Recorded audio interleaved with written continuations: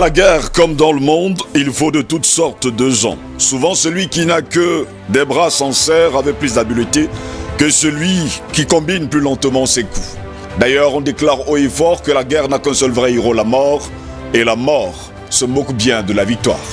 Mesdames, messieurs, bonjour, très heureux de vous retrouver ce mardi pour une nouvelle édition de DBS Matin. Nous sommes le 20 octobre de l'an de grâce 2020, très heureux d'être avec vous ce matin et nous sommes également très heureux de vous savoir très nombreux devant vos petits écrans pour cette nouvelle édition de DBS Matin, la seconde du genre de cette semaine. Au cours de cette édition également, nous allons continuer à décrypter l'actualité, à décrypter l'information, car comme on aime souvent le dire dans cette émission de DBS Matin, eh bien la nourriture de l'esprit, c'est l'information. Quand cette information manque, on parle de constipation mentale. Par conséquent, on s'accroche aux rumeurs, à un langage ordurier, quartiésard et bien d'autres choses qu'on ne saurait citer ici.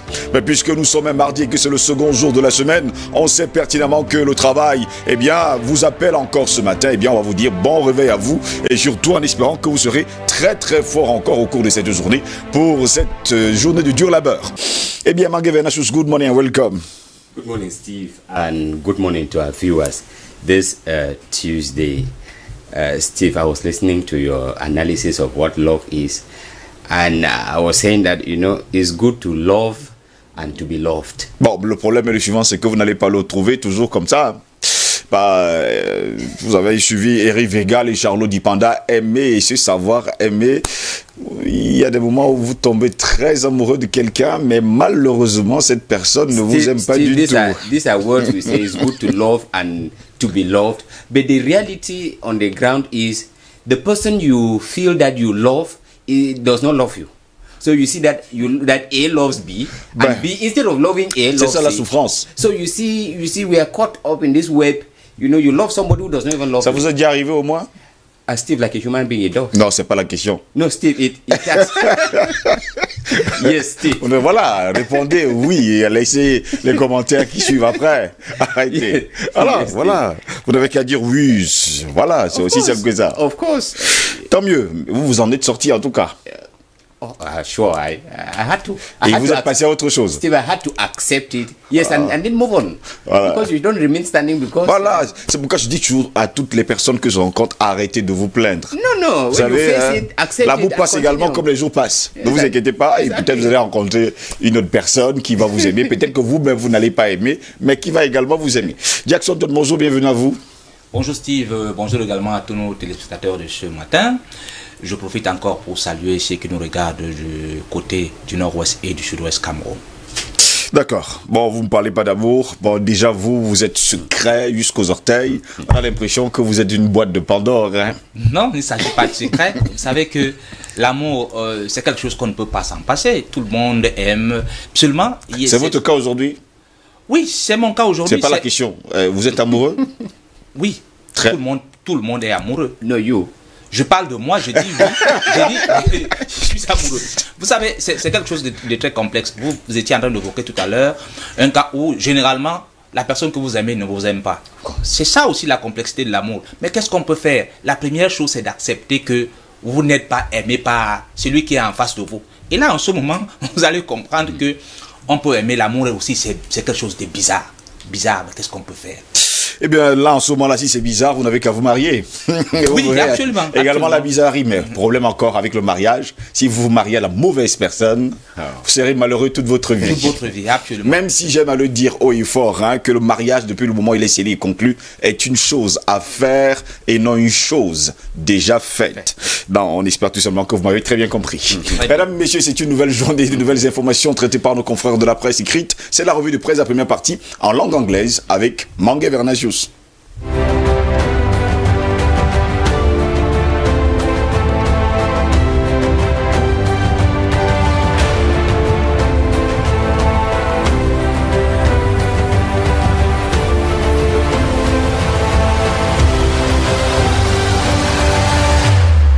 Tuesday, October 20th, 2020.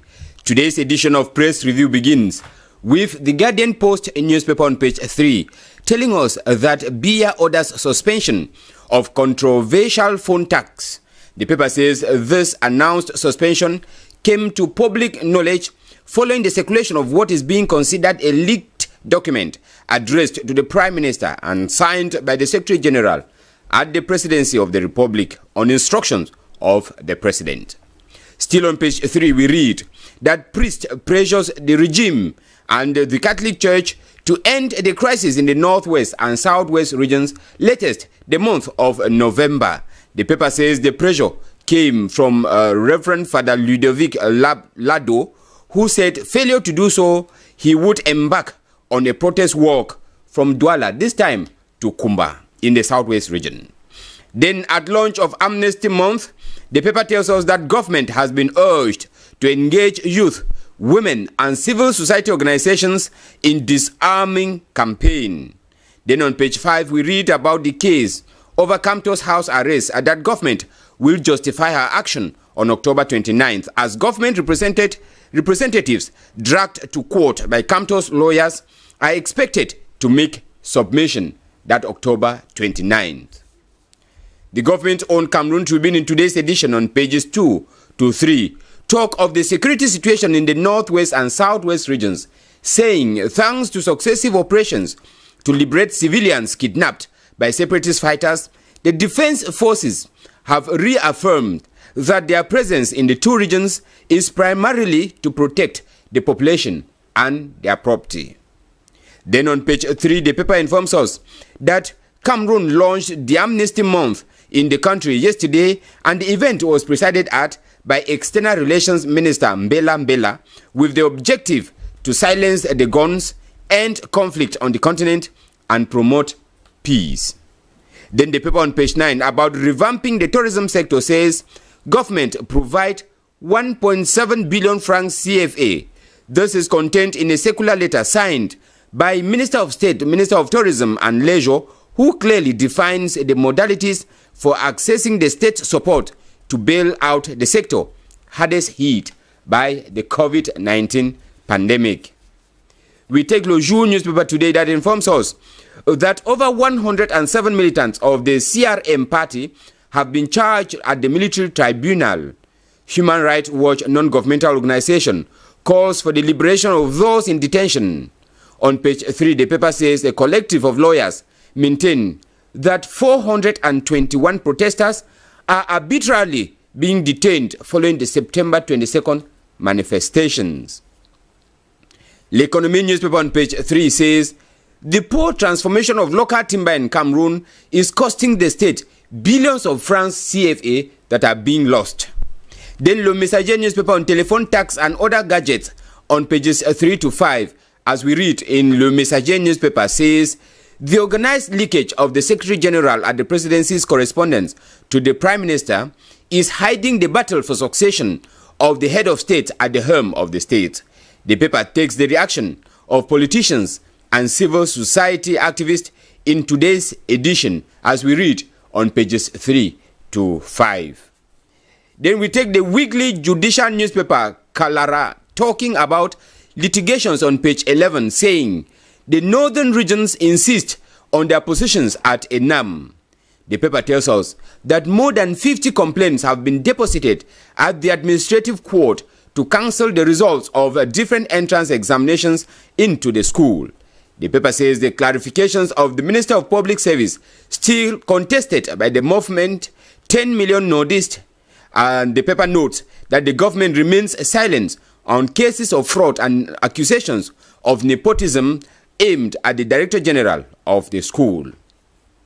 On the same issue, concerning the scandal at Enam, Tribune d'Afrique on page 9 talks of the big lies of Joseph Lay and Sombo Angula.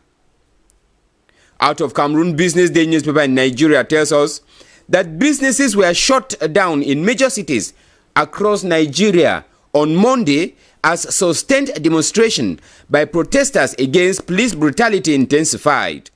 A number of air passengers in Lagos, as Business Day newspaper tells us, missed their flight as the protest paralyzed activities and disrupted traffic along the Ikeja, Oshodi, and Airport Road roads. In South Africa, the Sowetan Live newspaper says the Defense and Military Veterans Minister has said COVID-19 presented itself as an opportunity for the lone military hospital in Pretoria, which now has a fully equipped intensive care unit ward. The Department of Public Service and Administration handed over the 7th-floor ward at the hospital to Minister Napisa Nkakula on Monday after it underwent renovations to convert it to a COVID-19 high care ward as part of Legacy Project. The Nation newspaper in Kenya writes that more than 300,000 daily ferry users in Likoni, Mombasa are set to start using a floating bridge from next month. The bridge, which the paper tells us that is 75% complete, is part of government's plans to ease human traffic at the Likoni Channel in a bid to stem the spread of COVID-19 pandemic. In Zimbabwe, the Herald newspaper says growing investment in the private sector must lead economic growth and boost exports, with government prepared to make informed decisions and robust policies that address challenges faced by industry, as President Mnangagwa said yesterday in Zimbabwe. We end in Russia with the Moscow Times newspaper that says Russia confirmed close to 16,000 COVID-19 cases on Monday, bringing its official cases to more than 1,400,000 and breaking the country's record for new COVID-19 infections. Steve, these are some of the information that we could have from papers home and abroad this Tuesday morning. Nous allons retenir une seule information, la grande une de ces journaux et quotidiens qui, avec la grande une de The Guardian Post ce matin, qui nous informe que BIA a ordonné la suspension de la taxe controversée sur les téléphones et surtout les tablettes. Et bon, on va voir que c'est la même information d'ailleurs qui fait la une des journaux et quotidiens, peut-être dans la langue française, avec Jackson Diok ce matin. Commençons par le quotidien Cameroun Tribune qui évoque justement une armée qui rassure pour la sécurité dans le nord-ouest et le sud-ouest. Selon le journal, à capitaux publics, grâce à des opérations successives de libération des civils pris en otage par les combattants séparatistes menées avec succès ces derniers jours, les forces de défense réaffirment par les faits que leur présence dans les deux régions vise d'abord à protéger les populations et les biens. Téléphones et tablettes, pas de crédit pour taxer, titre le quotidien Mutation. Selon le journal d'Alain Boyomo, en tout cas, ce journal nous fait savoir que le chef de l'État demande au gouvernement de lui soumettre au préalable un mécanisme plus approprié de recouvrement. Analyse et réaction, c'est à lire dans le quotidien Mutation de ce jour.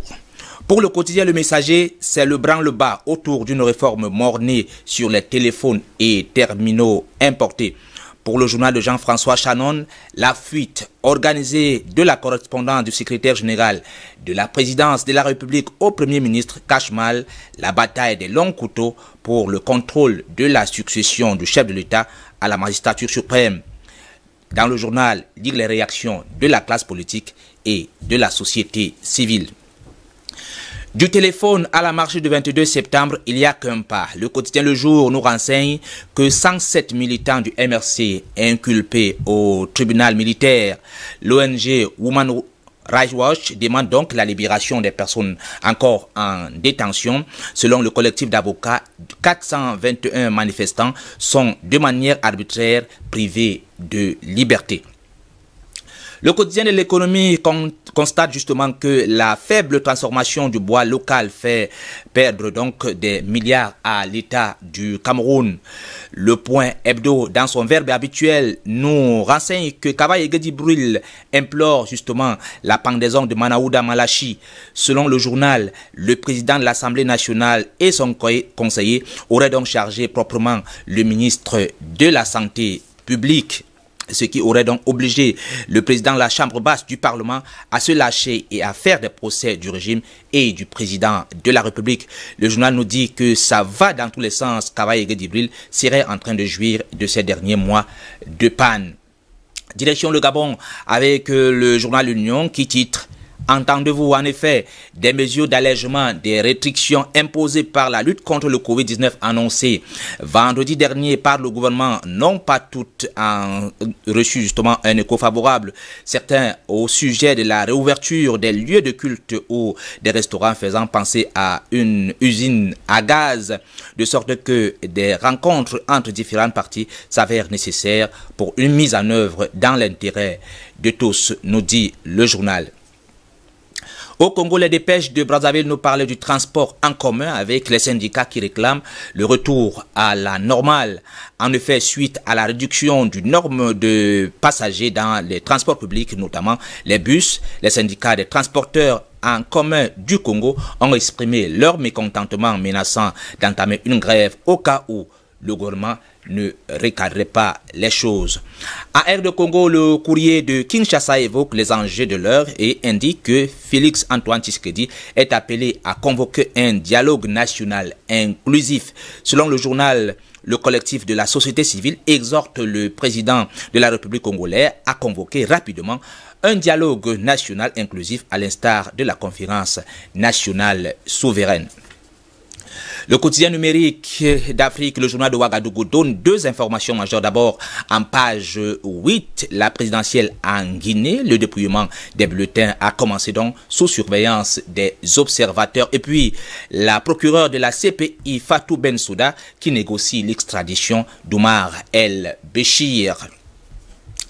En Côte d'Ivoire, le journal Fraternité Matin renseigne concernant la présidentielle que la CEDEAO condamne fermement les actes de violence. Elle invite l'opposition à privilégier la voie des urnes. La mission ministérielle demande au PDCI, RDA et au FPI de reconsidérer leur décision de boycott actif.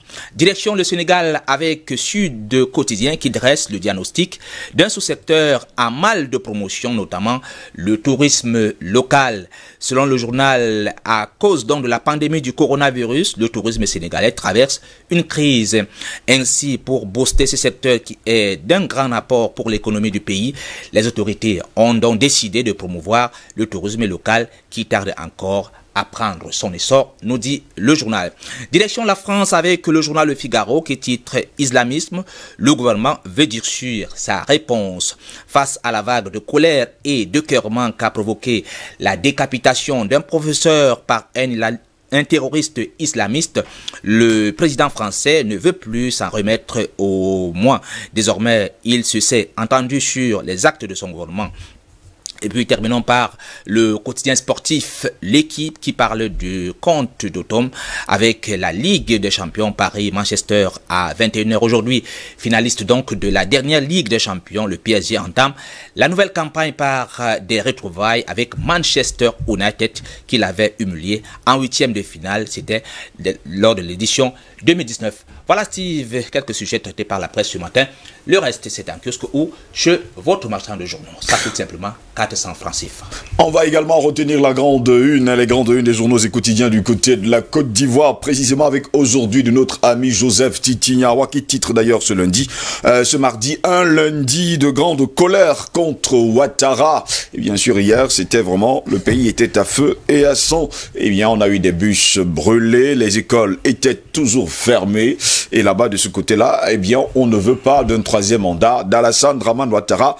Occasion pour nous d'en parler d'ailleurs au cours du débat de ce matin. Eh bien, ce sera justement violence préélectorale en Côte d'Ivoire vers une présidentielle non apaisée. Ce sera justement le thème de ce débat de ce mardi. Messieurs, revenons justement à ce problème de téléphonie et surtout des terminaux importés branle-bas autour d'une réforme mort-née. C'est d'ailleurs le titre retenu par le Messager au cours de cette journée. Mutation pour sa part, titre téléphone et tablette, pas de crédit pour taxer. Allez savoir justement. Émergence également, un autre quotidien camerounais dit taxe sur les téléphones portables, le rétropédalage du gouvernement. Et pendant ce temps, il faut bien préciser que The Guardian Post qui s'intéresse, il faut le dire, mordicus à cette information, déclare haut et fort, Biya ordonne la suspension de la taxe controversée sur les téléphones portables et sans oublier les tablettes Bangé Vernachos. Steve, that's the information that we got yesterday, oui. The course of the day, maybe getting to afternoon. And when I listened to what the Guardian Post newspaper is telling us, that Paul Biya suspends the controversial phone tax in Cameroon. Steve, two things come to my mind. Two things. One, if Paul Biya is suspending the controversial tax phone in Cameroon, I tend to ask myself, was the decision taken without the knowledge of the head of state, or he knew of it and did not measure the consequences of that tax? Is it that ministers decide what to do in this Cameroon without informing the head of state? Is he actually still in command? When I listen to it, these are the things that come to my mind. Why should they decide on something, inform Cameroonians that was supposed to go on, and then the day comes, that was the 15th of October, nothing is happening, and then after that, the head of state comes in to stop the tax from going on. It means these ministers are acting on their own behalf. That is the first thing that comes to my mind. I may be wrong in that judgment. But the second issue is, Steve, we see a circular letter that was addressed from the Secretary General of the Presidency to the Prime Minister, signed by the Secretary General. Steve, I tend to ask myself, how did that document get into social media?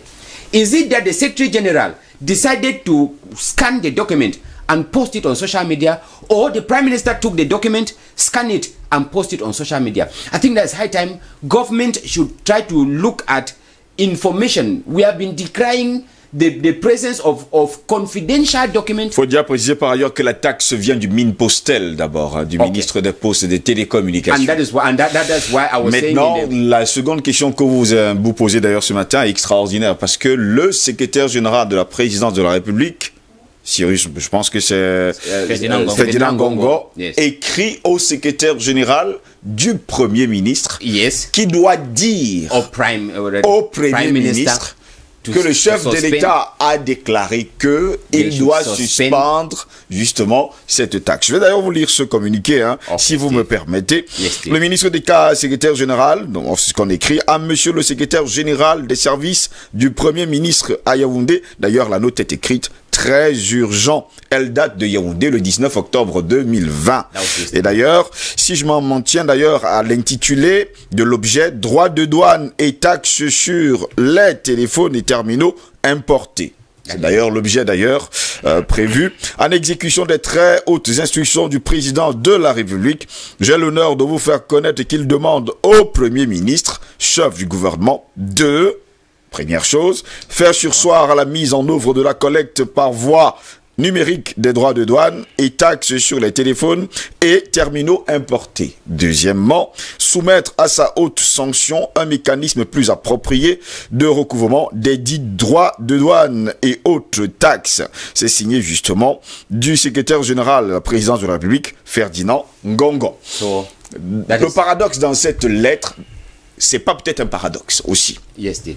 Parce que jusqu'à preuve de contraire, on a eu cette discussion ici avec certains avocats qui nous ont fait comprendre que jusqu'à preuve de contraire, le secrétaire général de la présidence de la République, qui est ministre d'État, est toujours sous l'égide du Premier ministre, qui est également chef du gouvernement. Steve, my worry here is not on the personality position.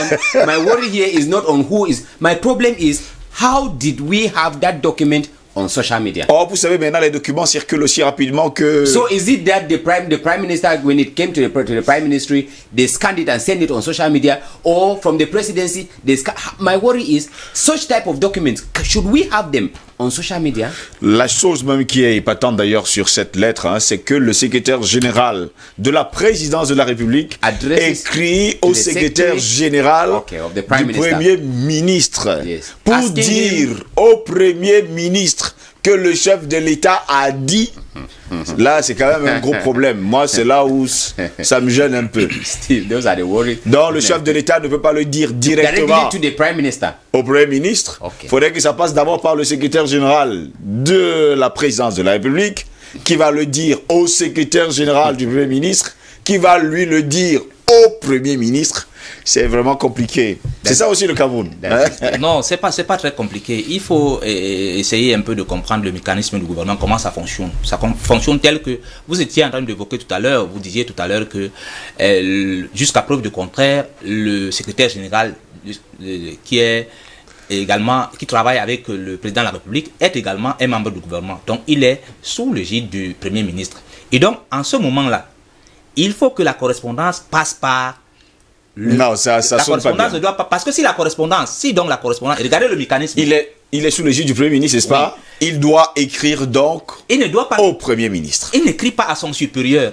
Il ne doit pas écrire à son supérieur, mais il doit écrire au secrétaire du Premier ministre pour informer son supérieur. C'est Donc quand le même mécanisme, compliqué. pour moi... Là, pour on moi, me fait le comprendre que mécanisme c'est est parce qu'il normal. est ministre d'État. Il est ministre d'État. Même s'il est ministre d'État, monsieur, Qu'il soit ministre d'État ou pas, je pense quand même qu'il est sous le contrôle. Il est sous le contrôle du Premier du ministre. Premier ministre, absolument. Maintenant, je voudrais repréciser autre chose. Cette mesure a été prise conjointement par 2 ministères. Il Oui. s'agit du ministre des Finances. Parce qu'il s'agit là de droits de douane. Il y a le ministre des Finances et le ministre des Postes et Et Télécommunications. télécommunications. Donc le chef Voilà. de l'État n'était pas au courant de cette mesure. From every Non, indication. non, Ok. c'est pas ça. C'est pas ça. C'est quoi le il faut, souci? il faut comprendre le mécanisme du gouvernement. Le Premier ministre est chargé d'implémenter justement l'action gouvernementale. Et donc, le gouvernement s'organise. Quand maintenant le chef de l'État se rend compte que mais ça ne prouve pas justement ce que aux attentes des populations, là, c'est en ce moment que lui, le président de la République, il doit faire une sortie comme il l'a fait. Donc le Premier ministre, en tout cas, le président de la République ne doit pas s'ingérer dans la gestion du Vous avez vu gouvernement. la sortie du chef de l'État au moins là-dessus? Oui, non? là, moi je trouve que là, c'est une sortie opportune. Njok, I think that when I listen to your explanation, Oui. it shows the kind of division of the, you know, of how do I call it, disagreement that exists between in the government, because the government is an entity.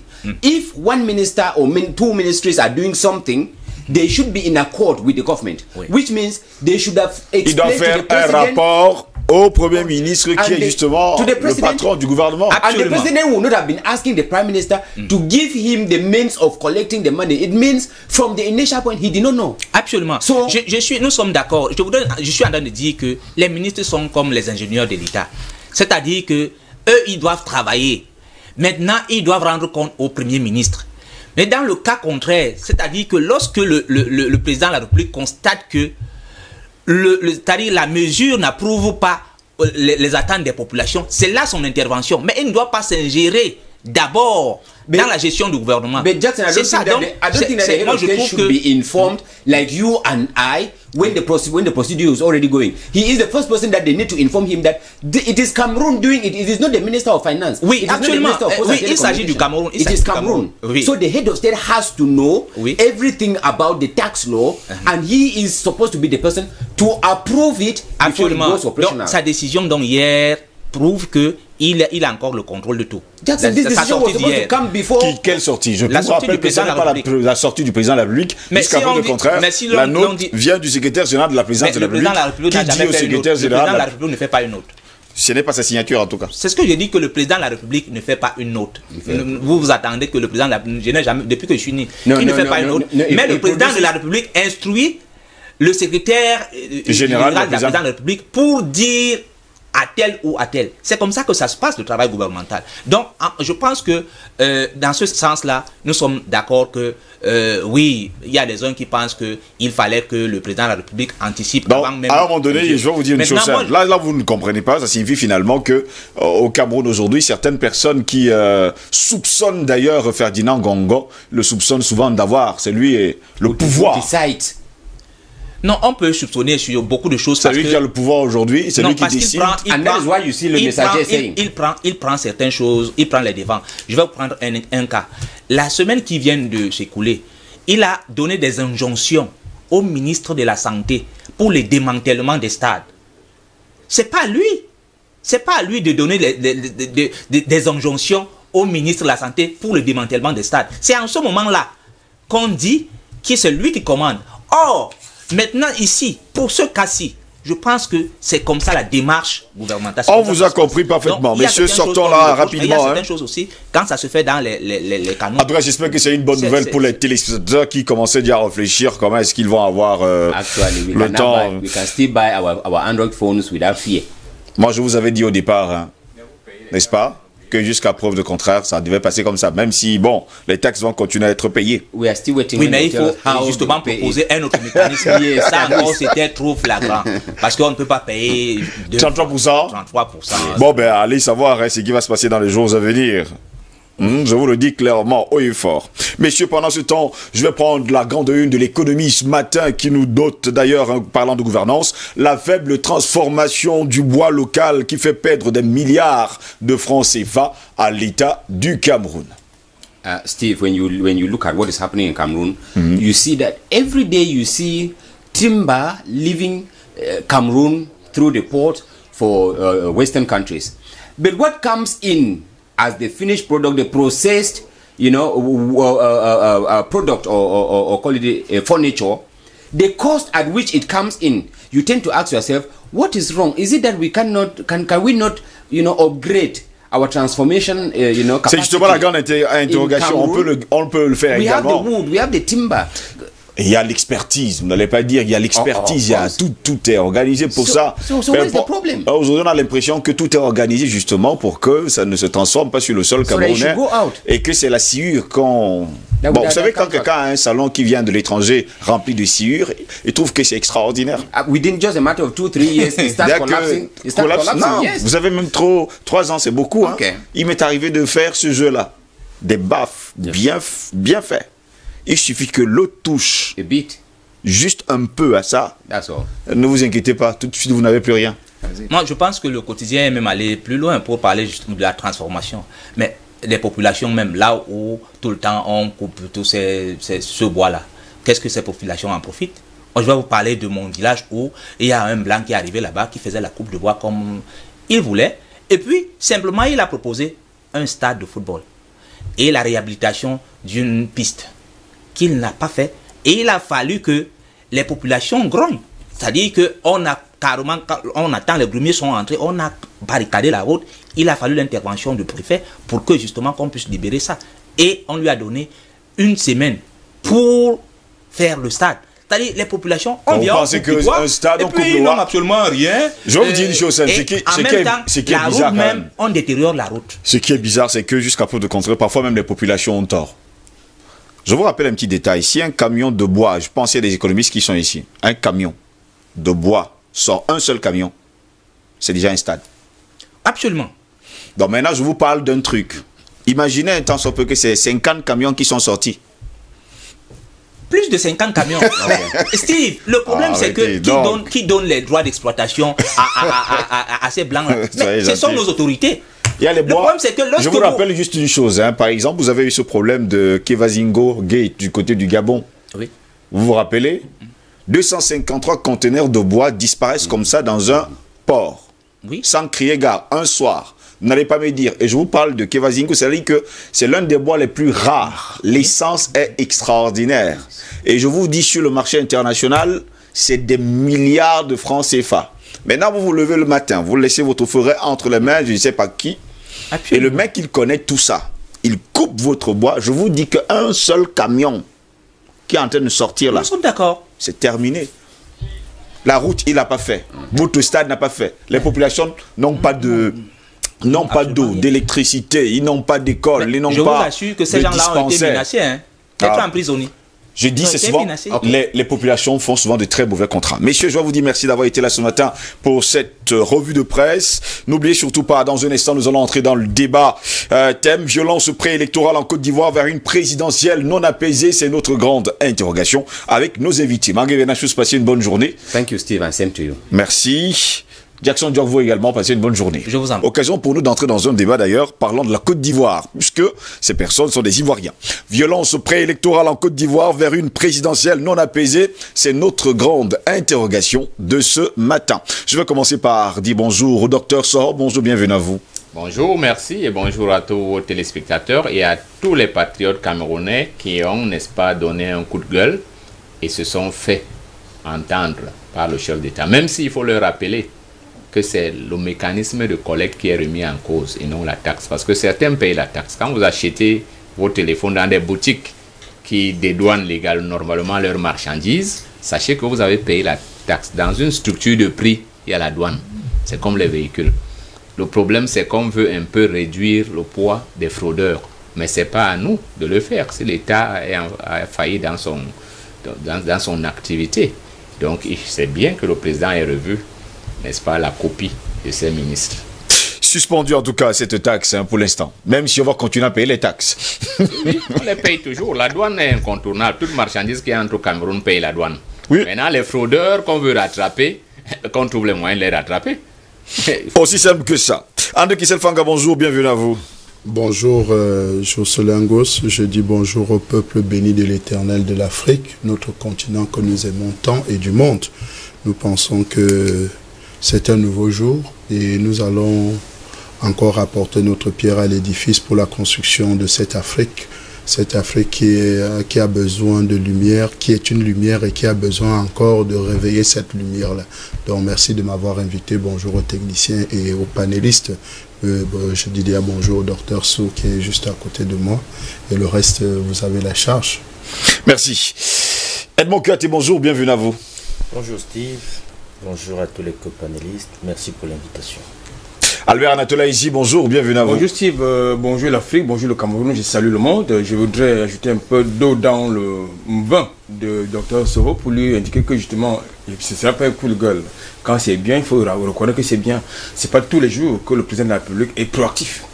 Donc justement, je voudrais m'incliner devant sa proactivité par rapport à ces différents coups de gueule qui ont justement émaillé justement cette taxe pour la décrier. C'est-à-dire qu'on ne peut pas demander justement aux consommateurs qu'il y a phagocyté et qui a vu, et dont le portefeuille est pratiquement amoindri, dépéri de payer une surtaxe. Alors, je pense que ce qui convient de faire, et très souvent, nous gouvernants, en tout cas nos décideurs, très souvent, là où il faut utiliser la thérapie de choc, ils vont utiliser les placebos. Et c'est ça qui s'est passé avec justement cette fameuse taxe sur les téléphones importés et justement les terminaux téléphoniques. C'est-à-dire qu'on doit plutôt faire la pression au niveau de la douane. Parce que c'est, je passe sur le contrôle de la CONAC qui a indiqué fort opportunément que la douane fait partie des administrations les plus corrompues de cette république. Donc je pense qu'il faut justement qu'on fasse pression sur la douane pour que la douane fasse son travail parce que la douane est en amont, la douane est en aval. Merci monsieur d'être là ce matin. Madame, messieurs, bienvenue à toutes et à tous. Voici le débat.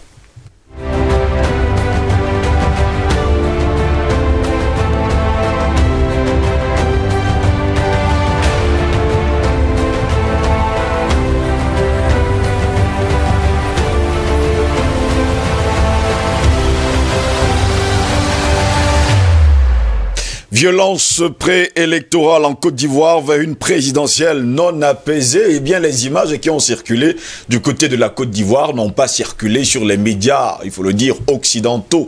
Les médias précisément français, parce qu'ils n'ont pas voulu justement salir l'image de leur propre pays, parce qu'ils considèrent que la Côte d'Ivoire leur appartient. Eh bien, la Côte d'Ivoire a vécu hier un lundi de grande colère. De grande colère contre Alassane Dramane Ouattara. La ville d'Abidjan a été bloquée pendant toute la journée de ce lundi, tandis que plusieurs localités du pays ont été secouées par l'appel à la désobéissance civile lancé par l'opposition qui continue de maintenir que l'élection présidentielle prévue par Alassane Dramane Ouattara le 31 octobre prochain envers et contre tous n'aura pas lieu. Voilà pourquoi hier encore au cours de la journée, les bus ont été brûlés, les écoles ont été fermées, les enfants sont restés à la maison et la principale ville, Abidjan, a été secouée justement par des incendies ça et là. Et presque toutes les grandes villes du pays, eh bien, les populations sont sorties pour dire non à un troisième mandat d'Alassane Dramane Ouattara. D'ailleurs, sur ces images, vous le regardez très bien, Ado dégage, pas de troisième mandat en Côte d'Ivoire. Et pendant ce temps, on va s'interroger sur la légèreté avec laquelle, eh bien, les médias occidentaux n'ont pas voulu justement parler de cette information. À l'intérieur du pays, la même tendance a été observée dans plusieurs localités, notamment à Dabou, où de violents affrontements ont éclaté entre communautés autochtones et Djoula, mais aussi à Pikro, Yamoussoukro, Bediala, Anik Belikro, dans certaines villes comme Yamoussoukro, eh bien, les manifestants qui ont été arrêtés par les gendarmes ont été libérés de force par leurs amis qui ont envahi les bureaux de ceux-ci. Il faut également préciser que pendant que les populations étaient dans la rue, eh bien, les militaires n'ont pas eu le courage de tirer parce qu'ils ont déclaré haut et fort que ces populations, eh bien, ce sont leurs frères. Monsieur, voilà pourquoi nous parlons des violences préélectorales en Côte d'Ivoire vers une présidentielle non apaisée. Quand nous savons, Dr Soro, je me tourne vers vous, que le 31 octobre, c'est dans 11 jours précisément. Va-t-on vers une élection apaisée ou alors tout simplement pour la continuité de la désobéissance civile? Ben, disons que je dis d'abord bonjour au peuple de Côte d'Ivoire. Je le félicite pour son courage et pour sa mobilisation. Mais en même temps, je dis à mes compatriotes africains de bien regarder ce qui se passe en Côte d'Ivoire. Je dis à mes compatriotes camerounais de regarder ce qui se passe en Côte d'Ivoire, de voir quel est le traitement médiatique qui est fait, de voir l'attitude de la communauté internationale, surtout l'ONU et l'Union africaine, qui s'intéressent plus souvent au Cameroun, et de comprendre qu'en réalité, les intérêts des Africains ne sont pas au cœur des préoccupations de ces gens. Parce que la Côte d'Ivoire est au bord de la guerre civile. La Côte d'Ivoire n'est pas au bord d'une petite meute ou d'une petite tension électorale. La Côte d'Ivoire est au bord de la guerre civile. Maintenant, ce que nous pouvons dire à M. Ouattara, parce que c'est lui le problème, les juristes du monde entier vous le diront que la loi n'est pas rétroactive. C'est-à-dire quand on a modifié une loi, les dispositions précédentes s'appliquent d'abord à ceux qui étaient là. Les nouvelles dispositions, c'est pour les nouveaux. On ne comprend effectivement pas pourquoi il s'entête à vouloir mettre son pays à feu et à sang. Depuis le mois d'août jusqu'à ce jour, il y a déjà plus d'une dizaine de morts en Côte d'Ivoire. Les forces de l'ordre commencent même déjà à être mal à l'aise dans le respect de la loi parce que les populations sont vraiment mobilisées. Et l'arithmétique politique de Côte d'Ivoire fait que M. Ouattara ne peut pas gagner cette élection même si elle venait à avoir lieu. Seulement, le contexte social fait que l'élection ne peut même pas avoir lieu parce qu'on a commencé à dire que le matériel électoral ne va même pas se déplacer. On a vu hier, on a vu samedi à Bongouanou, là où on a, n'est-ce pas, incendié la maison d'Afrique Genzang et l'école de son patriote de Gilbert Alamanam. On a vu que là-bas ne peut pas avoir élection. Comment il va vouloir décider qu'il est chef d'État dans un pays comme ça?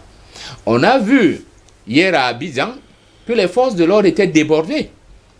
Vous l'avez rappelé tout à l'heure. On a vu les manifestants à main nue aller libérer les personnes arrêtées. La police ne pouvait pas. Quand 400 personnes débarquent devant un commissariat, vous ne pouvez rien faire. Et puisqu'ils connaissent où vous habitez, vous abattez un enfant, là on va aller abattre votre famille. Vous ne pouvez rien. Donc là, nous sommes en train d'aller tout droit vers la guerre civile. Parce que moi, je pense, quand vous vous souvenez de ce qui est arrivé n'est-ce pas, à Guillaume Soro, on avait dit que ses partisans avaient des armes et on a découvert des caches d'armes. Moi, je pense que l'opposition a même encore des alliés dans les forces de défense en Côte d'Ivoire et qu'ils ne veulent pas seulement passer au stade supérieur. Mais si la situation continue à s'envenimer comme on voit là, eh bien, la Côte d'Ivoire est au bord de la guerre civile. Alors, ces experts de l'ONU, ces spécialistes de l'Union africaine des droits de l'homme, qui semblent trop intéressés par le Cameroun, où la crise électorale est, n'est-ce pas, dans les oubliettes depuis.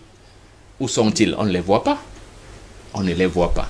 Donc, mais, il faut dire que le problème fondamental, en Côte d'Ivoire comme ailleurs en Afrique, c'est ces mécanismes de transmission objective, n'est-ce pas, et n'est-ce pas, ouverte de pouvoir, qui font que même quand les gens auront perdu une élection, ils se diront quand même que l'élection était juste et équitable. Il faut donc qu'on s'organise nous-mêmes en Afrique, sans attendre que les dictats nous viennent de l'extérieur. Parce que ceux qui sont à l'extérieur, tout ce qu'ils ont, comme l'a si bien dit un musicien africain, c'est du blague et tuer. C'est-à-dire qu'ils viennent nous piller et en réalité, ils sont prêts à effacer tous les Africains pour faire de l'Afrique, n'est-ce pas, leur, n'est-ce pas, jardin botanique et zone d'exploitation de matières premières. Voilà. Merci beaucoup, Dr Soro, pour cette première prise de parole. Edmond Kouyaté, si Alassane Dramane Ouattara doutait encore de la capacité de nuisance de son opposition, eh bien, le voilà désormais averti. Steve, le problème ivoirien a un nom. Oui. Il est connu. Il ne faut pas parfois passer par 36 000 chemins pour désigner quelque chose dont le nom est connu de tous. Le nom du problème en Côte d'Ivoire, ça s'appelle Ouattara. Dramane Ouattara. C'est le nom du problème en Côte d'Ivoire. Et M. Ouattara traduit l'imposture dans sa substance réelle. L'imposture et la forfaiture. Voilà ce que représente M. Ouattara. Et donc, vous avez aujourd'hui un peuple ivoirien qui s'est levé, qui s'est mis debout, c'est-à-dire qui ont transcendé leurs divergences, leurs clivages idéologiques, qui ont transcendé tout ce qui peut les opposer sur le plan politique et qui se sont mis ensemble pour faire barrage à l'imposture qui n'a que trop duré. Monsieur Ouattara, depuis son arrivée, invité, n'est-ce pas, dans le champ politique ou alors dans la vie publique ivoirienne depuis 90 par le feu président Houphouët-Boigny, avec, n'est-ce pas, l'appui de sa femme, Madame Dominique. Depuis lors, la Côte d'Ivoire n'a plus jamais connu de réelle stabilité. Ce n'est pas seulement aujourd'hui que M. Ouattara essaye de s'imposer par tous les moyens et au prix du sang et au prix de beaucoup de vies en Côte d'Ivoire. C'est depuis 1994. Et en 2002, dans les années 2000, il a continué avec des coups d'État. Et en 2002, il a mis en place une rébellion. C'est pas moi qui le dis, c'est la personne qui a piloté cette rébellion, Guillaume Soro, qui l'affirme et qui dit que Ouattara est devenu président grâce à une rébellion qu'il a financée et que moi j'ai pilotée. Et donc, en 2010, avec l'appui, je vais dire, de ses partenaires extérieurs, vous les appelez souvent communauté internationale. Je rappelle que communauté internationale, c'est une nébuleuse parce que personne ne peut me dire où se trouve son siège social, personne ne peut me dire qui en sont les responsables véritables. Sauf que lorsqu'il faut perpétrer des forfaitures, surtout dans nos pauvres pays africains, on essaye d'habiller ça, de maquiller cela avec des terminologies qui vont égarer tout le monde et on essaye de couvrir ça avec un rideau et tout le monde se cache derrière ces rideaux pour dire communauté internationale. Ayons le courage de dire les choses telles qu'elles sont.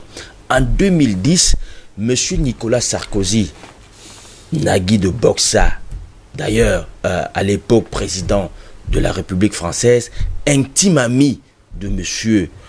Ouattara, a décidé d'imposer celui-ci en Côte d'Ivoire comme président, n'est-ce pas, par des chars français, des canons français, des grenades français. C'est comme ça qu'il a bidouillé.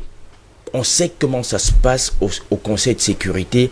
Il a bidouillé une espèce de résolution onusienne et avec l'appui de Choi, qui était le représentant onusien justement en Côte d'Ivoire à l'époque, ils ont réussi au prix de beaucoup de vies. On parle de 12 000 personnes qui ont été tuées lors de cette opération. Imaginez-vous, 12 000 personnes. Et ça, ce sont des chiffres minorés parce qu'on ne veut pas heurter la sensibilité. Mais très honnêtement, nous savons qu'il y a eu au moins 2 fois ce bilan en Côte d'Ivoire. Alors à ce prix, on a imposé ce monsieur à la tête, n'est-ce pas, de ce pays-là, de la Côte d'Ivoire. Et on a cru bon de déporter celui qui avait reçu la faveur dans les urnes des Ivoiriens, le président Laurent Gbagbo. On l'a déporté, n'est-ce pas, à la CPI pour le juger, soi-disant c'est lui qui est le responsable de toutes les exactions, de tous les crimes qu'il y a eu. La CPI, les juges de la CPI nous ont donné raison, nous qui disions que c'était faux et archi faux. Et aujourd'hui, les Ivoiriens, pendant 10 ans, depuis 2010, ils ont avalé leur bile. Ils ont mâché leur bile. Quand je dis avaler leur bile, c'est-à-dire ils ont mâché l'amertume. Ils se sont dit, 10 ans dans une vie publique, on peut supporter, on peut accepter. Et donc, pendant 10 ans, ils ont mâché leur bile, ils ont avalé cela difficilement, mais ils l'ont fait. En se disant, ce monsieur, il va faire 10 ans, il va partir. C'est pourquoi en 2015, vous avez vu que les élections n'ont intéressé personne. Oui. Il y a eu moins de 15% de taux de participation. Ça n'a intéressé personne parce qu'on s'est dit, ok, si la Constitution lui permet de faire 2 mandats, alors qu'il fasse ces 2 mandats et qu'il s'en aille. Et que si ça peut nous permettre de nous débarrasser pacifiquement de l'imposture que ce monsieur nous a imposée, que ce monsieur représente, qu'il incarne, alors qu'on lui permette de faire ces 2 mandats et de s'en aller. C'est pour ça qu'il n'y a pas eu de crise en 2015, parce que les Ivoiriens n'étaient pas intéressés par cette histoire. Alors, arrivé en 2020, alors qu'on pensait, les Ivoiriens pensaient avoir eu l'occasion enfin de se débarrasser de ce monsieur, de ce cancer. Parce qu'il faut dire les choses telles qu'elles se présentent. Monsieur Ouattara, c'est un cancer dans la vie publique, n'est-ce pas, de la Côte d'Ivoire. Les Ivoiriens savaient qu'ils allaient se débarrasser. Alors monsieur sort une girouette, une pirouette, avec une constitution triturée dans tous les sens, une histoire de premier mandat de la 3e République. Je ne sais pas, le docteur Sow qui a des connaissances, une expertise avérée en matière de droit, peut-être qu'il nous expliquera ce que ça veut dire. Moi, en tout cas, je n'y comprends que dalle. Franchement, je n'y comprends que dalle. Je n'ai pas une expertise en matière de droit, encore moins de droit constitutionnel, mais au moins, j'estime que j'ai une culture qui me permet d'apprécier les choses à leur juste mesure. Et donc, on ne comprend pas trop ce que ça veut dire, une histoire de premier mandat de la 3e République. Oui. Le monsieur nous sort une histoire comme ça, alors qu'il avait déjà fait 2 mandats. Alors qu'il avait déjà fait 2 mandats. Justement, précisément, pendant qu'il essayait de changer cette constitution, il a envoyé toute son équipe nous expliquer, jusqu'à son ministre de la Justice, nous expliquer que, en fait, il n'y avait rien. Ce n'était pas possible pour M. Ouattara de faire un 3e mandat. Que nenni, M. Ouattara, comme un bon boulanger, a cru qu'il devait encore enfariner tout le monde. Mais sauf que cette fois-ci, les Ivoiriens ont réussi, comme je le disais, à outrepasser leurs divergences pour se mettre ensemble. Et vous verrez que les Ivoiriens ont aujourd'hui, malgré eux, ils ont pardonné à M. Soro, parce qu'il est aujourd'hui dans le bloc qui s'élève contre M. Ouattara.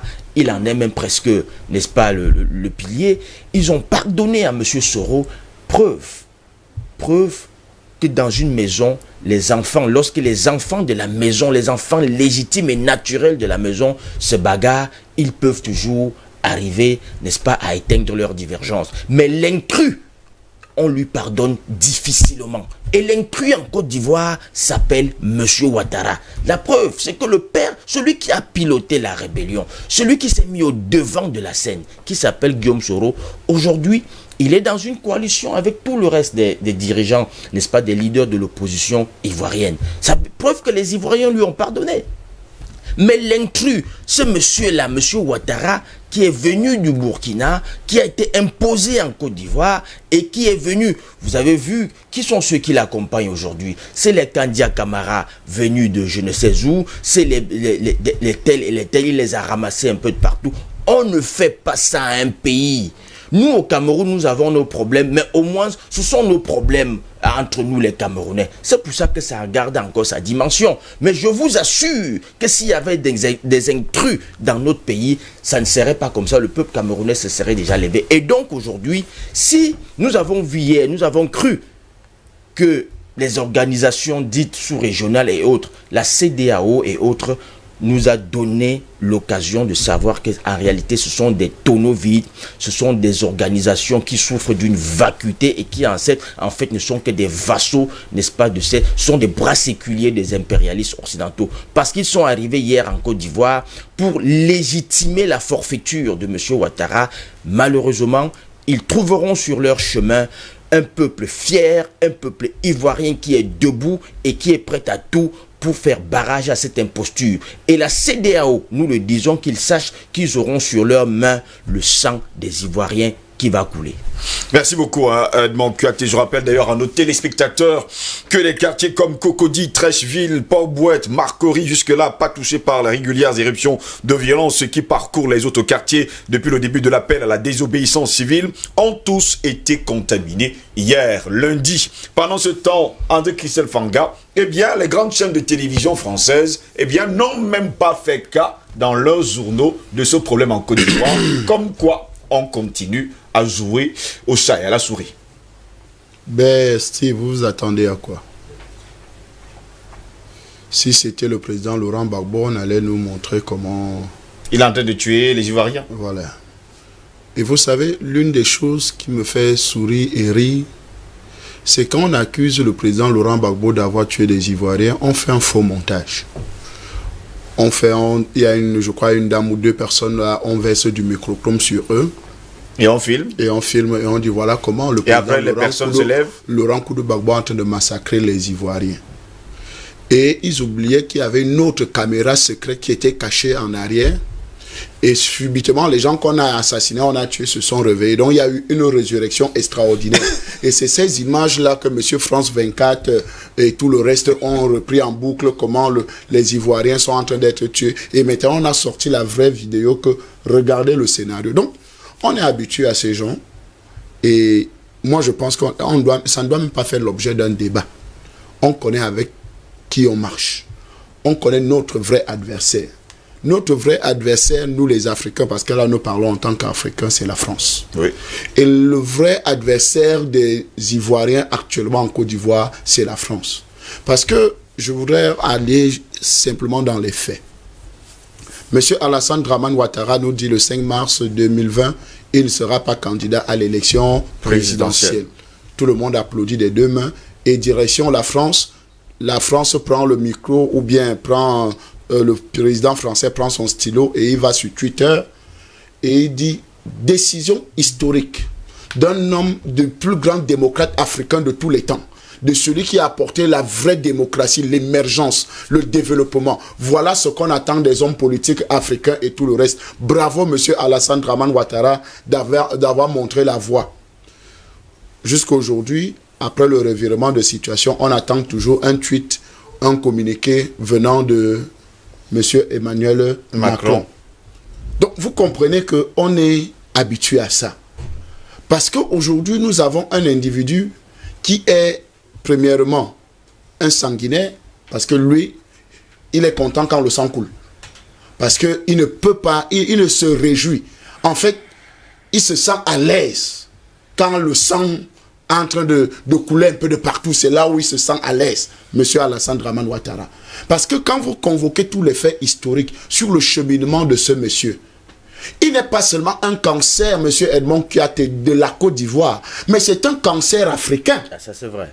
C'est un cancer de nos économies. C'est un cancer de la politique. C'est un cancer pour la géostratégie africaine. C'est un cancer pour tout ce qu'il faut pour notre continent. Parce que ce monsieur, en tant que directeur adjoint du FMI, c'est lui qui a conduit toutes les privatisations de nos sociétés africaines. Et lui, c'est lui qui a conseillé cela à nos chefs d'État. Et d'ailleurs, même il était même venu rencontrer un de ses amis ici au Cameroun qu'on appelle Peter Mafane Moussongue pour privatiser la Sonara. Heureusement qu'il a trouvé encore un pôle bien lucide. Il a dit, mais non, pas en moins la Sonara. Mais malgré que les Français sont venus encore brûler la même Sonara, je sais de quoi je parle ces derniers temps. Donc, vous comprenez qu'on a un élément qui dérange tout le monde. En dehors de dire que le franc CFA est une très bonne monnaie. D'ailleurs, il sort de l'audience où? À Paris, avec Macron. Monsieur le Président, comment s'est passée votre audience avec le président Macron? Je voudrais vous dire que le franc CFA est une bonne monnaie. Mais on demande l'audience, comment s'est passée l'audience? Monsieur Ouattara nous dit comment le franc CFA est une bonne monnaie. Soyons sérieux là. Et ça fait 6 mois, syndrome de 6 mois, parce que monsieur Ouattara change toujours de position après 6 mois. Donc, le 5 mars, il n'est pas candidat. Après, 6 mois après, il est candidat. 6 mois avant, le franc CFA est une bonne monnaie. Finalement, 6 mois après, le franc CFA change en écho. Comment quelque chose qui est bon peut être changé? Vous comprenez que c'est un monsieur qui est habitué à des revirements de situation. Il se proclame être oufouettiste. c'est-à-dire du RHDP, Rassemblement des Oufouettistes. Mais le premier à désobéir à tout ce que Oufouet a fait dans cette Côte d'Ivoire, c'est qui? C'est M. Alassane Dramane Ouattara. M. Houphouët-Boigny, père à son âme, il a laissé une constitution qui disait que le président de l'Assemblée est le successeur constitutionnel, n'est-ce pas? C'est-à-dire M. Konan Bédié. Monsieur Alassane Dramane Ouattara, avec ses comparses européens, français et tout le reste, ont tout fait pour vouloir torpiller cette constitution. Parce que monsieur Alassane Dramane Ouattara souffrait déjà de syndrome d'être président de Côte d'Ivoire. Ça n'a pas réussi. 99 jusqu'en 2000, le gars a tout fait pour être candidat. Ça n'a pas marché. Torpiller tout ce que Houphouët a. Jusqu'à présent, il ne fait que torpiller tout ce que papa Houphouët a laissé pour la Côte d'Ivoire. Vous savez que le Burkina Faso est devenu premier importateur du cacao. Sans avoir une tige de cacao. Sans avoir une tige de cacao au Burkina Faso. À cause de qui? L'héritage que Houphouët-Boigny avait laissé aux Ivoiriens, M. Alassane Dramane Ouattara et sa rébellion sont allés implanter le cacao maintenant au Burkina Faso. Donc vous comprenez que c'est un destructeur, c'est quelqu'un qui n'a pas de logique. Donc, quand vous parlez d'élection aujourd'hui, est-ce qu'il y aura élection en Côte d'Ivoire? Il n'y aura pas élection en Côte d'Ivoire. Il ne peut qu'avoir élection si M. Alassane Dramane Ouattara n'est pas candidat. Point. Très. Parce que les gens oublient très vite. M. Alassane Dramane Ouattara avait demandé 5 ans. Que je veux juste 5 ans pour révolutionner la Côte d'Ivoire. Je veux juste 5 ans pour faire de la Côte d'Ivoire un Eldorado. Je veux juste 5 ans parce que je suis économiste. J'ai appris, d'ailleurs même Antoine Timi, notre compatriote camerounais, ancien ministre des Finances, ancien président de la commission CEMAC, avait dit qu'ils étaient tous en Pennsylvanie, hein, à l'université avec M. Alassane Dramane Ouattara. Et il a dit que c'était le plus piètre des économistes qu'il ait connu. M. Antoine Timi, il est encore vivant, vous pouvez aller lui demander. Je confirme parce qu'un économiste, au moins, soit on a une publication, soit on lit ses revues, soit il y a quelque chose, il y a une référence. Oui, ouais. Si vous allez à Sputnik, moi je publie à Sputnik. C'est l'une des plus en vue en ce moment. Mais je n'ai jamais vu même les petits opuscules de M. Un article. Merci. Bon, vous comprenez que quand on dit ces choses-là, ce n'est pas parce que on déteste trop l'homme. Non, on ne déteste, on reste d'abord sur les faits. Et les faits sont têtus. Ça, il faut se le dire clairement. Les faits sont têtus. Et témoigne qu'aujourd'hui, M. Alassane Dramane Ouattara est un sanguinaire. C'est un homme qui ne veut pas la paix. D'ailleurs, il est arrivé à la tête de la Côte d'Ivoire par un coup d'État, aidé par les chars français, les snipers français, aidé par les grands électeurs, la grande communauté internationale, soi-disant, autoproclamée, comme aimait bien le dire un de mes amis que je connais, qui perd son âme, qui est décédé aujourd'hui. Donc, nous pensons aujourd'hui que cette communauté internationale ne peut rien dire parce que M. Alassane Dramane Ouattara est l'un de leurs éléments les plus fidèles pour continuer à maintenir l'Afrique sud-saharienne, l'Afrique noire dans les géoles de la prison, de l'esclavage, de toutes sortes d'esclavage. Esclavage spirituel, esclavage monétaire, esclavage politique et tout le reste. Donc c'est l'un des meilleurs pions. Donc, un seul instant, vous ne pouvez pas, ne demandez pas à France 24 de faire un reportage, ne demandez pas à RFI, ne demandez pas à Macron, ne demandez pas à tout le reste là de faire une déclaration concernant. D'ailleurs, même, ils ont chargé, celui qui est chargé maintenant de mission de la France pour ce dossier-là, c'est M. Le Drian, qui est le pilote de main de maître aujourd'hui. On a pas mal de nos confrères du côté de la Côte d'Ivoire qui nous envoient d'ailleurs des images. J'espère tout à l'heure les ouvrir justement pour nos téléspectateurs. D'ailleurs, pour ce qui concerne d'ailleurs l'information suivante, c'est notre confrère Joseph Titi-Niaroua, qui est le directeur de publication du journal Aujourd'hui, qui nous fait comprendre qu'à l'intérieur du pays, la même tension a été observée dans plusieurs localités, notamment à Dabou, où de violents affrontements ont éclaté entre communautés autochtones et Dioula, mais aussi à Pikro, à Yamoussoukro, à Bédiala, à Nigbelekro, dans certaines villes comme Yamoussoukro. Eh bien, les manifestants qui ont été arrêtés par les gendarmes ont été libérés de force par leurs amis qui ont envahi les bureaux de vote. Les bureaux de ceux-ci. Les routes ont été bloquées à l'aide de gros troncs d'arbres ou de pneus incandescents, empêchant ainsi toute circulation. Parfois, les manifestants se sont servis de gros camions pour bloquer la route. C'est la première fois que le pays était secoué de façon aussi violente depuis le lancement du mot d'ordre de boycott passif et de désobéissance civile compris. L'opposition a montré sa capacité à empêcher l'élection si le chef de l'État ivoirien Alassane Dramane Ouattara continue de lui opposer du mépris et de se servir de la communauté économique des États de l'Afrique de l'Ouest qui est retournée sans avoir réussi à décanter la crise préélectorale qui menace durablement le scrutin à venir. Albert Anatola, ici, va-t-on dire aujourd'hui que la France, la communauté internationale a lâché Alassane Dramane Ouattara entre les mains des Ivoiriens et que maintenant c'est aux Ivoiriens de trouver une solution à leurs problèmes? Votre question m'inspire une autre question. Pour qui roule le président Alassane Dramane Ouattara? Est-ce pour la Côte d'Ivoire et les Ivoiriens, ou bien il roule pour les potentats, n'est-ce pas, impérialistes? Je pense qu'au regard des faits qui ont été suffisamment présentés par mes co-panélistes, vous avez la réponse. Vous avez la réponse d'autant que non seulement le personnage de M. Alassane Dramane Ouattara, c'est le plus gros problème en Côte d'Ivoire, mais c'est davantage son troisième mandat qui pose problème. Et la CEDEAO, lorsque la CEDEAO se présente en Côte d'Ivoire, ce n'est pas pour demander à M. Alassane Dramane Ouattara de reconsidérer sa position, c'est-à-dire de retirer sa candidature et de présenter une candidature alternative, ou alors de reporter cette fameuse élection présidentielle, ou à tout le moins, n'est-ce pas, permettre que le processus électoral soit normal et que ça respecte, n'est-ce pas, tout le processus juridique et réglementaire. Malheureusement, ce n'est pas ça. La CEDEAO arrive en Côte d'Ivoire pour demander à l'opposition ivoirienne de, j'allais dire, d'accepter la forfaiture, en fait. C'est-à-dire que de se mettre de s'asseoir avec le régime de Côte d'Ivoire pour discuter de la normalisation du processus électoral qui est contesté actuellement. C'est de ça qu'il s'agit. Bon, alors, bien évidemment, dans mon rappel des faits, le week-end dernier, le chef du gouvernement, le premier ministre, je crois que c'est... Le mot utilisé d'ailleurs par la CEDEAO, c'est qu'ils appellent à la retenue. Voilà le terme qui a été utilisé d'ailleurs hier. Non, la retenue, c'est quand les violences interviennent. Malheureusement, c'est ce qu'ils sont en train de dire. Mais ça, non, vous savez que la posture de la CEDEAO est dynamique. Oui.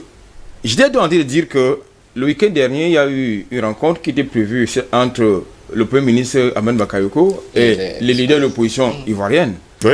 Bon, je ne sais pas de quand l'opposition passe. Ça dit que justement, on finit par là, on aurait dû commencer. C'est-à-dire d'abord s'asseoir et discuter avec les acteurs. La réponse que Afinguessan leur a donnée. Voilà. C'est-à-dire qu'on finit par là, on aurait dû commencer. C'est-à-dire qu'on s'assoit quand le processus est déjà enclenché, quand il est achevé, il a abouti, pour demander une consultation dans le cadre d'apaiser. Non, il faut qu'on soit sérieux.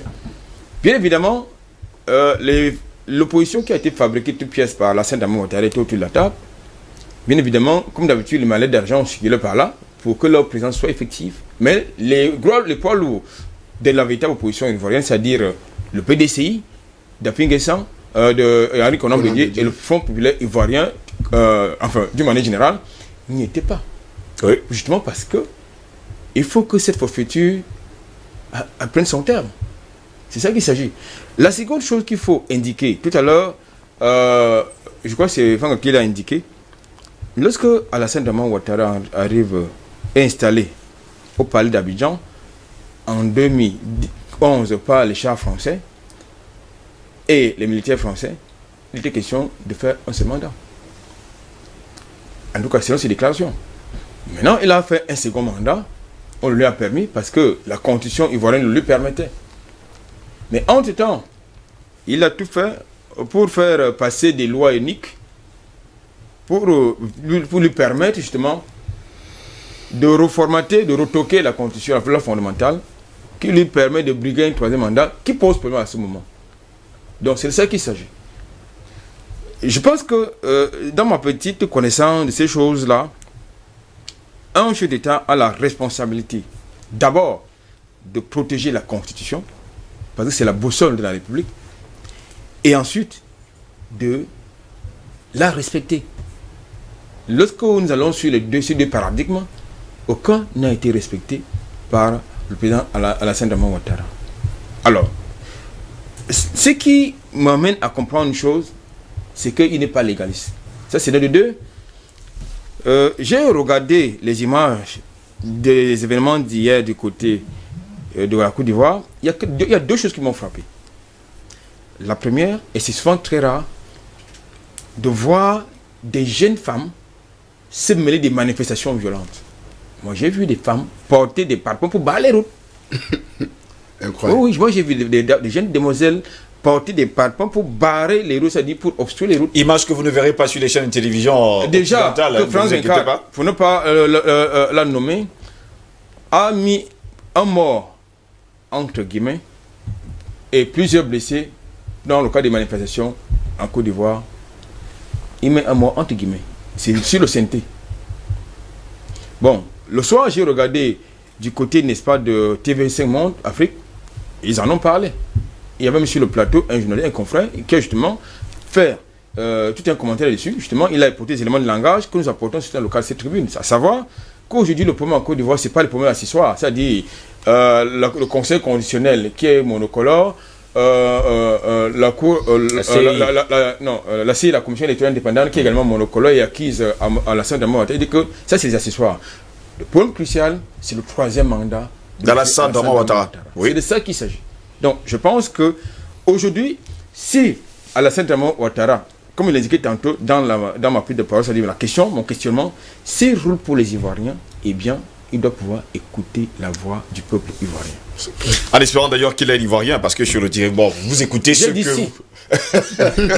Si vous êtes ivoirien, vous écoutez les Ivoiriens. Messieurs, permettez-moi de lire des messages de nos téléspectateurs ce matin. Bonjour, DBS, très beau panel ce matin. L'un des plus piètres dirigeants africains, c'est Ado. Après avoir volé la victoire du président Laurent Gbagbo, ce dernier veut offrir l'Afrique subsaharienne en offrant à la France. Je suis pour que les Ivoiriens et tous les panafricanistes extirpent ces gangrènes franco-africains pour installer les nationalistes qui pensent d'abord au peuple de son pays. Très bonne journée à vous. La personne ne nous a pas laissé de nom ce matin. En espérant d'ailleurs, hein, bon, je pense que c'est Chris depuis la cité des Palmiers. Bonjour à vous tous. Même si Oufouette avait nommé Ouattara Premier ministre, il n'a jamais voulu qu'il soit président de la Côte d'Ivoire. Ce monsieur est un imposteur. Je suis Dieudonné du Togo. Merci à vous, Dieudonné du Togo. Bonjour, le panel Ouattara, Sarkozy, de vrais voyous en cravate, on use de la force, on tripatouille les constructions, on tue les contestataires, on ne peut se maintenir sans la corruption, on confisque la justice, on peint un peu les bords de la rue pour distraire le peuple pauvre, naïf et sans éducation adéquate, ce qui lui sert à défendre les vrais bons bilans qu'il qualifie en tout cas de mirobolants, tout en faisant fi des vraies problématiques que sont la souveraineté absolue, de l'unité africaine et tout ce qui va avec. C'est un de nos téléspectateurs hein, qui nous écrit justement du Togo ce matin. Bonjour le panel, je suis Bamba Yakuba, j'appelle Abidjan, j'appelle d'Abidjan, voilà, il écrit d'Abidjan, Côte d'Ivoire. Aujourd'hui, la faillite de l'État en Côte d'Ivoire est plus que évidente. Aujourd'hui, Ouattara arme les microbes encadrés par l'armée pour agresser la population et ça sous le regard passif de la communauté dite internationale. Nous demandons aux chaînes panafricaines de nous aider à relayer la situation actuelle en Côte d'Ivoire pour que la démocratie triomphe sur la barbarie dramanienne. Nous irons jusqu'au bout. Merci pour l'attention que vous accordez à ma chère patrie. Je ne sais pas, je pense que je vais envoyer votre image hein, à la réalisation justement pour que vous voyez justement l'image d'hier. Vous nous avez envoyé l'image et d'ailleurs les microbes sont encadrés justement par l'armée sur la photo que vous m'avez envoyée ce matin. Permettez-moi de lire d'ailleurs ce message. Bonjour tout le monde, que cette journée soit pour nous tous. Parlons encore de la Côte d'Ivoire. C'est prévisible, ça ne doit pas être surprenant. La CEDEAO est partie pour voir si c'est déjà culte, si c'est déjà cuit. Les carottes, si les carottes sont déjà cuites, bon, c'est ce qu'il voulait dire, qu'ils ont été mis au feu. Ils attendent que le pays soit à feu et à sang. Ouattara partira tranquillement en France, chez lui. Mais n'oubliez pas que c'est la France qui avait imposé Ouattara à Oufouet. Quand il était mort, les Ivoiriens devaient le faire partir, mais Thabo Mbeki est où aujourd'hui? Aujourd'hui, il ne dit rien. Il faut qu'il intervienne. D'autre part, Sarkozy, Mohamed VI auront leur cimetière en Côte d'Ivoire. Dieu mettra dans leur cœur le cœur d'un soldat qui fera ce travail. Nous allons gagner cette guerre car c'est la France qui va perdre humainement et matériellement. Macron fait semblant de ne pas être au courant. C'est une leçon qu'on nous donne. N'acceptons plus qu'un Ouattara soit même directeur de Côte d'Ivoire. Ouattara ne sortira pas vivant de cette guerre. Bonne journée à vous. C'est Sikiru Tamwomo qui nous écrit justement du Bénin. Bonjour Steve, si Alassane Dramane Ouattara sort de la Côte d'Ivoire indemne pour s'exiler en France ou ailleurs, ça veut dire que les Ivoiriens sont de vrais moutons. Que non, c'est pas ce qu'il faut dire d'ailleurs. Que les Ivoiriens se souviennent du sang qu'il a versé quand il prenait le pouvoir en Côte d'Ivoire et le nombre de morts actuellement. C'est un menteur, tricheur et manipulateur, un ennemi de l'Afrique. Il doit être jugé en Afrique et condamné à vie. C'est Yoa qui nous écrit d'ailleurs depuis l'extrême nord du pays. Il précise encore, même si on pardonne à Guillaume Soro, il ne doit même pas se présenter à l'élection et doit démissionner de la vie politique en Côte d'Ivoire si on ne peut pas rétablir Laurent Gbagbo, alors que tous ces vieux gens inutiles à l'Afrique doivent dégager.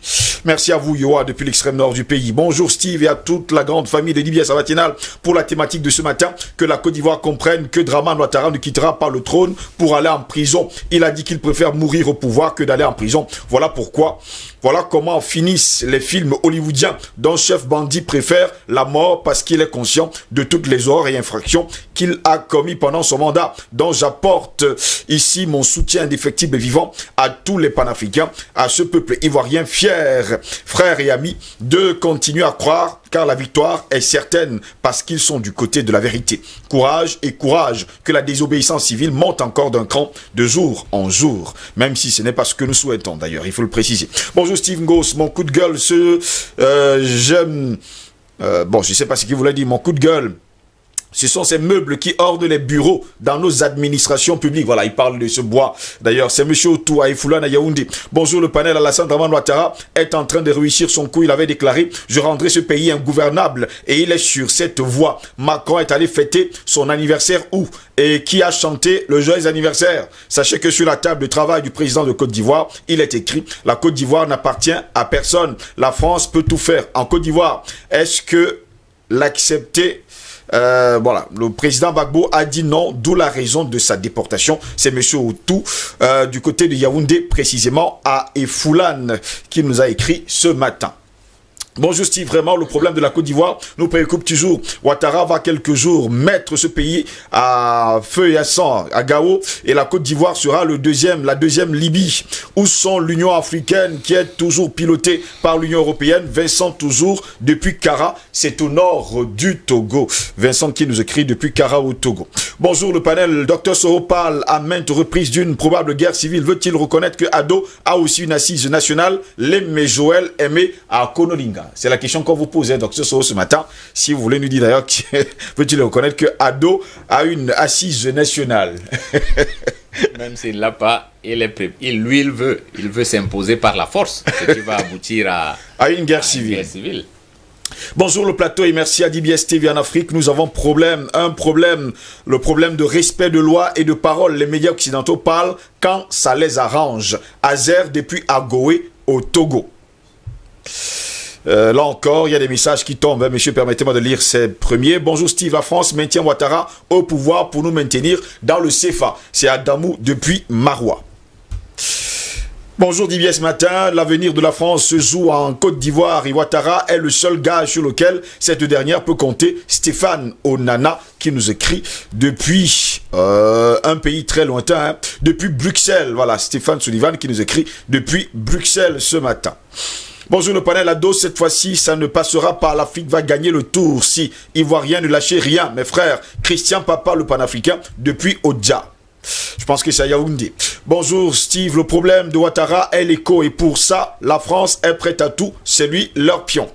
D'accord. Bonjour à vous, je suis très heureux de vous voir. Chaque matin, Ouattara se cherche parce qu'il sait que s'il n'est plus président, il sera remis à la Cour pénale internationale comme ce qu'il a fait avec Laurent Gbagbo. Il faut qu'il écoute la voix du peuple ivoirien. Que Dieu protège à Côte d'Ivoire. Casimir, depuis le Burkina Faso. Bonjour Didier, ce matin, je suis très fier de vous suivre chaque jour. Que Dieu vous donne la force et le courage pour une bonne continuité de l'émission. Prions pour les pays en situation de crise, quelle qu'en soit la nature de cette crise. Qu'Allah apaise les cœurs. C'est toujours quelqu'un qui nous écrit depuis le Burkina Faso, mais il n'a pas laissé de nom. Docteur So, je vais me tourner vers vous pour poser une question avant d'entrer justement dans ce débat qui nous intéresse ce matin. Il y a une mauvaise habitude sur le continent africain, le continent noir, des présidents de la République qui arrivent sur des chars français pour prendre le pouvoir. On en a vu, en tout cas sur le continent africain, à plusieurs reprises. On a l'impression qu'on prend les mêmes et on recommence. Disons que historiquement, le fait d'invasion impérialiste n'est pas fini. La France n'a pas encore toléré que les Africains soient en train de se battre pour leur liberté. Oui. Voilà le fait de fond. C'est-à-dire qu'il faut qu'on comprenne que depuis les expansions du 15e siècle, renouvelées au 19e siècle, avec leur cohorte de crimes contre l'humanité, esclavage, assassinat de nos leaders, pillage de nos richesses culturelles, pillage de notre sous-sol, assassinat de nos premiers leaders politiques, eh bien, les Français qui ont décidé de s'enrichir sur le dos des Africains n'ont pas compris qu'on peut faire la coopération autrement. Ils ne veulent pas, ou du moins ils ne veulent pas le comprendre. Si nous prenons le cas exact, depuis les années des indépendances, tous les chefs d'État qui devaient être légitimes ont été assassinés et on a mis en place des ouvriers français. Ceux qui ont commencé à vouloir comprendre l'enjeu et redevenir africains ont été assassinés ou bien victimes des coups d'État politiques avec les conférences nationales. Vous savez que les hommes d'État comme Sékou Touré ont été empêchés de gouverner. Sékou Touré a été empêché de gouverner. La France a reconnu avoir organisé plus d'une dizaine de coups d'État contre lui, en dehors du cadre, n'est-ce pas, économique d'embargo qu'on lui avait imposé, parce que toute l'Afrique de l'Ouest l'avait encerclé et il ne pouvait pas vivre. Mais il a résisté. Après, on est passé au coup d'État puisqu'il continue à résister. Pour les pays de l'AEF et de l'AOF, eh bien, toute la dynamique nationaliste, et c'est pour ça qu'il faut dire aux Camerounais, qui critiquent souvent ces leaders, qui ont prétendu qu'ils étaient trop radicaux. Non, les leaders africains avaient même demandé à la France, ils ont même élaboré le cahier de charge d'une coopération, si on peut dire gagnant-gagnant. Oui. Mais la France a dit niet. Elle a éliminé tous ces gens et elle a installé ses agents.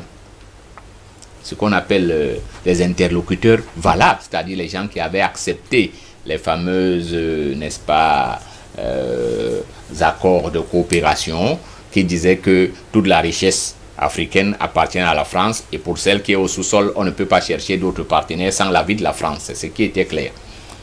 Bon, il est clair qu'avec l'évolution, malgré la présence de cela, la population africaine a commencé à prendre conscience et à développer de nouveaux paradigmes d'émancipation. Actuellement, en ce début du 21e siècle, il est en train de se dessiner dans l'Afrique une nouvelle génération et une nouvelle dynamique économique qui va nécessairement aboutir à l'émancipation totale de l'Afrique et à l'effondrement des anciens dominateurs. Et c'est ça la grande bataille maintenant. Pour certains Français et certains leaders du monde dit libre, qui est tapis dans la communauté internationale, il faut le dire, depuis les États-Unis jusqu'à certains pays en Afrique et en Europe même, il y a cette bataille. Est-ce que nous allons accepter, après avoir été battus par la Chine et d'autres pays asiatiques, que les Africains aussi prennent leur place? Et il y en a qui disent non. Et ils y vont pour tous les plats, par tous les moyens. Pour le cas de la Côte d'Ivoire, eh bien, le colonel Palacé a écrit un livre pour dire comment ils ont installé Ouattara au pouvoir. Pour le cas de la Libye, tout le monde sait comment ça a été organisé. La guerre qui est en Syrie exactement actuellement participe de la même dynamique. Il y a les enjeux qui sont les enjeux du XVIIIe siècle. Comment on va gérer les matières premières avec le nouveau développement? Si je vous fais une petite carte, vous savez que l'Afrique centrale, en dehors de l'Asie, est la première ressource de terres rares. Oui. Les terres rares sont cette ressource minérale qui, pour toutes les nouvelles technologies, va devenir comme le pétrole au milieu du XXe siècle.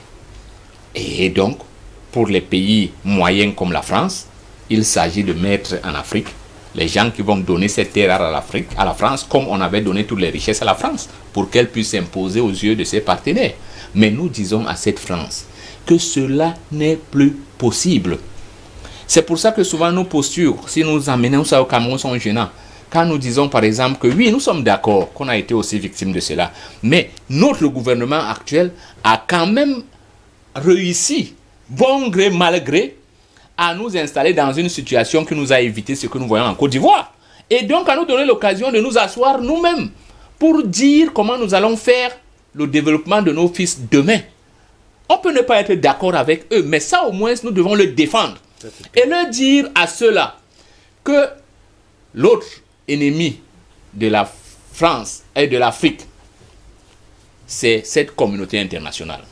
Il n'y a pas quelques jours, les gens nous ont parlé des fameux experts qui ont fait un rapport sur les marches du 22. Mais attendez, ces gens sont où en Libye? La Libye que Sarkozy a pillée.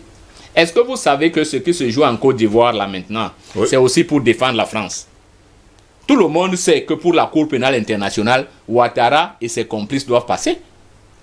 Or, si Ouattara quitte, qui va passer? C'est Sarkozy. Vous savez qu'il est encore appelé pour ce qu'il a fait en Libye, pour ces dernières élections, financement de sa campagne. Mais au-delà de ça, il y a des crimes qu'il a commis en Côte d'Ivoire.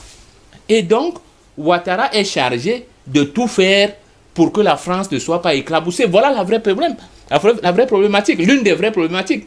La deuxième problématique, c'est que la CEDEAO a décidé de s'adosser, ou l'UMOA, de s'adosser sur l'ensemble de l'Afrique de l'Ouest, anglophone et francophone. Ils ont décidé de créer leur monnaie, ils ont déjà créé leur zone de libre-échange, qui est un premier pas de la grande zone de libre-échange africaine. Mais la France ne veut pas de cela. Ouattara l'a dit à Mondiovision.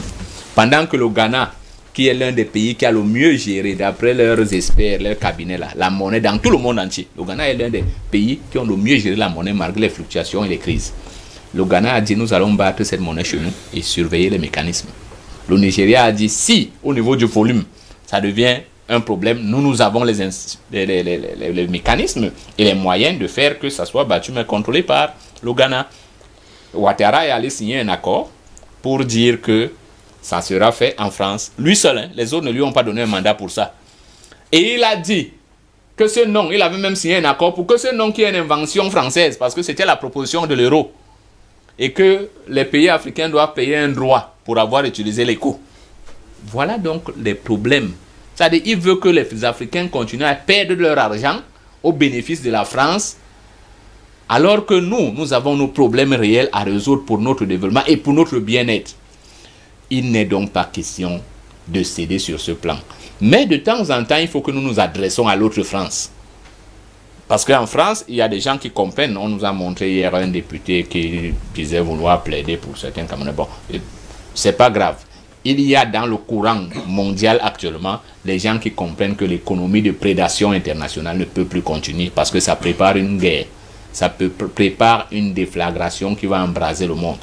Et qu'il faut trouver les nouveaux mécanismes de partage équitable des richesses du monde, de respect de la dignité. C'est-à-dire la liberté doit être valable pour tous les citoyens du monde, pas pour les nantis. Et dans cette bataille, il faut que les institutions comme l'ONU soient réformées.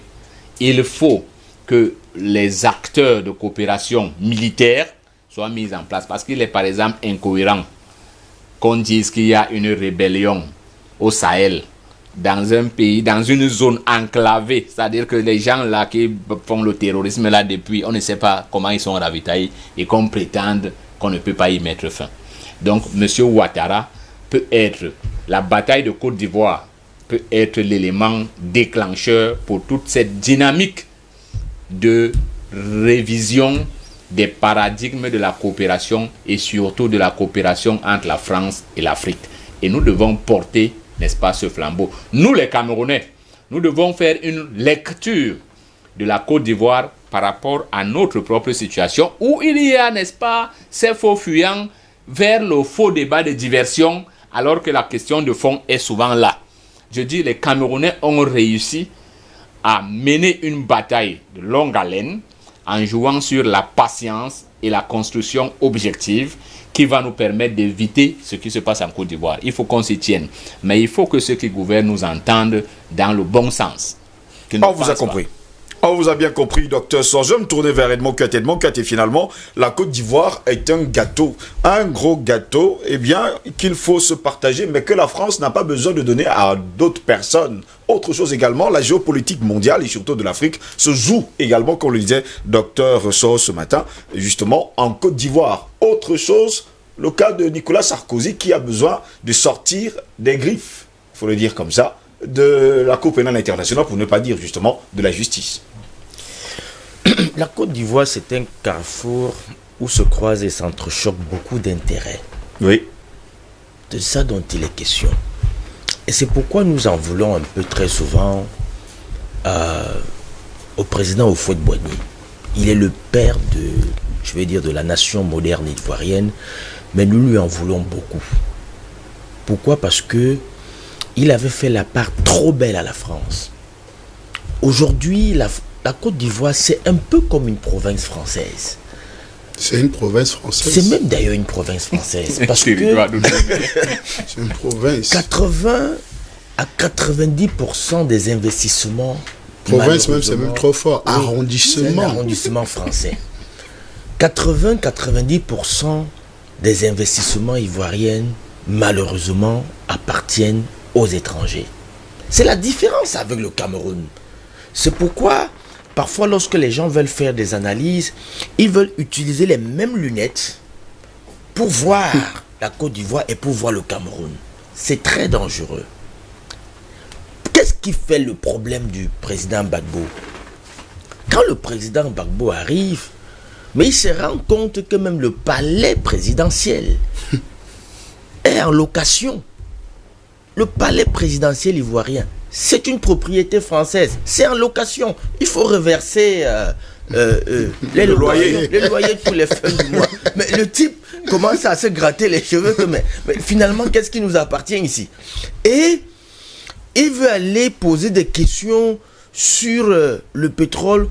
On lui dit, écoute, quand on vend ce pétrole, si on vend 1000 francs, nous on a 800, toi tu as 200 francs.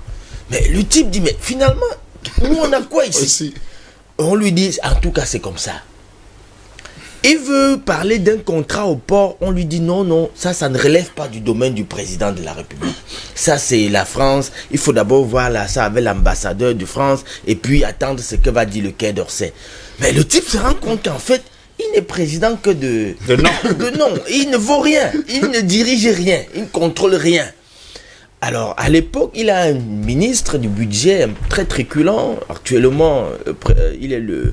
Comment vous l'appelez? Il est je veux dire, le dirigeant, le leader du parti leader, justement, Mamadou Koulibaly. Il était ministre du budget. Lui aussi, il fait face au même problème. Il veut parler de certains mécanismes budgétaires. Et on lui dit non, ça c'est pas ton... Ça ne relève pas de ton domaine. Il dit, mais c'est quand même moi le ministre du budget ici. On lui dit oui, mais c'est pas à toi de décider, de prendre certaines décisions. Il dit, mais finalement je suis ministre de quoi ici? On lui dit non, il reste là, on va te dire ce qu'il faut faire. Donc c'est ça le problème en Côte d'Ivoire. Le problème en Côte d'Ivoire, c'est que même jusqu'aux boulangeries pour faire du pain, c'est pas pour les Ivoiriens. Donc le président Houphouët avait fait la part trop belle à la France. Vous savez que lui-même il a été ministre en France, ministre d'Outre-mer en France. Bien sûr. Même quand il a été président, il a démissionné 6 mois après. Il était 6 mois après. Donc vous voyez, il était français, il se sentait français. Et donc ils avaient, à l'époque, il avait occupé la fonction de président avec cette idée un peu trop néocoloniale en se disant, en fait, il est au service de la France. Il est là pour faire en sorte que la Côte d'Ivoire permette, soit, je veux dire, que la Côte d'Ivoire soit un support pour l'évolution de la France, que la Côte d'Ivoire ait l'ensemble de ses richesses. C'est pourquoi il s'était battu pour que le cacao prospère, non pas pour le développement de la Côte d'Ivoire, mais pour l'éclosion de l'industrie française et quitte à ce que la Côte d'Ivoire reçoive quelques prébendes et tout. Les gars, ils avaient utilisé la même politique. C'était la même politique partout. C'est-à-dire que ils mettaient un président qui en fait n'était qu'un président de nom, mais qui dans la réalité était comme un représentant industriel et commercial. Donc, il était là pour valider un certain nombre de décisions qui venaient, n'est-ce pas, de Paris.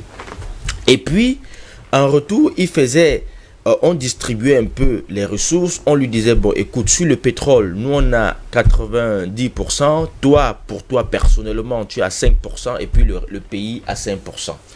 Bon, les 5% qu'on donne, ça va permettre d'équilibrer un peu le budget et tout, permettre de, s'il y a une école à construire, s'il y a un hôpital à construire, ainsi de suite. Voilà comment ça se passait. Ça s'est passé comme ça au Gabon, ça s'est passé comme ça en Côte d'Ivoire, ça s'est passé comme ça au Togo.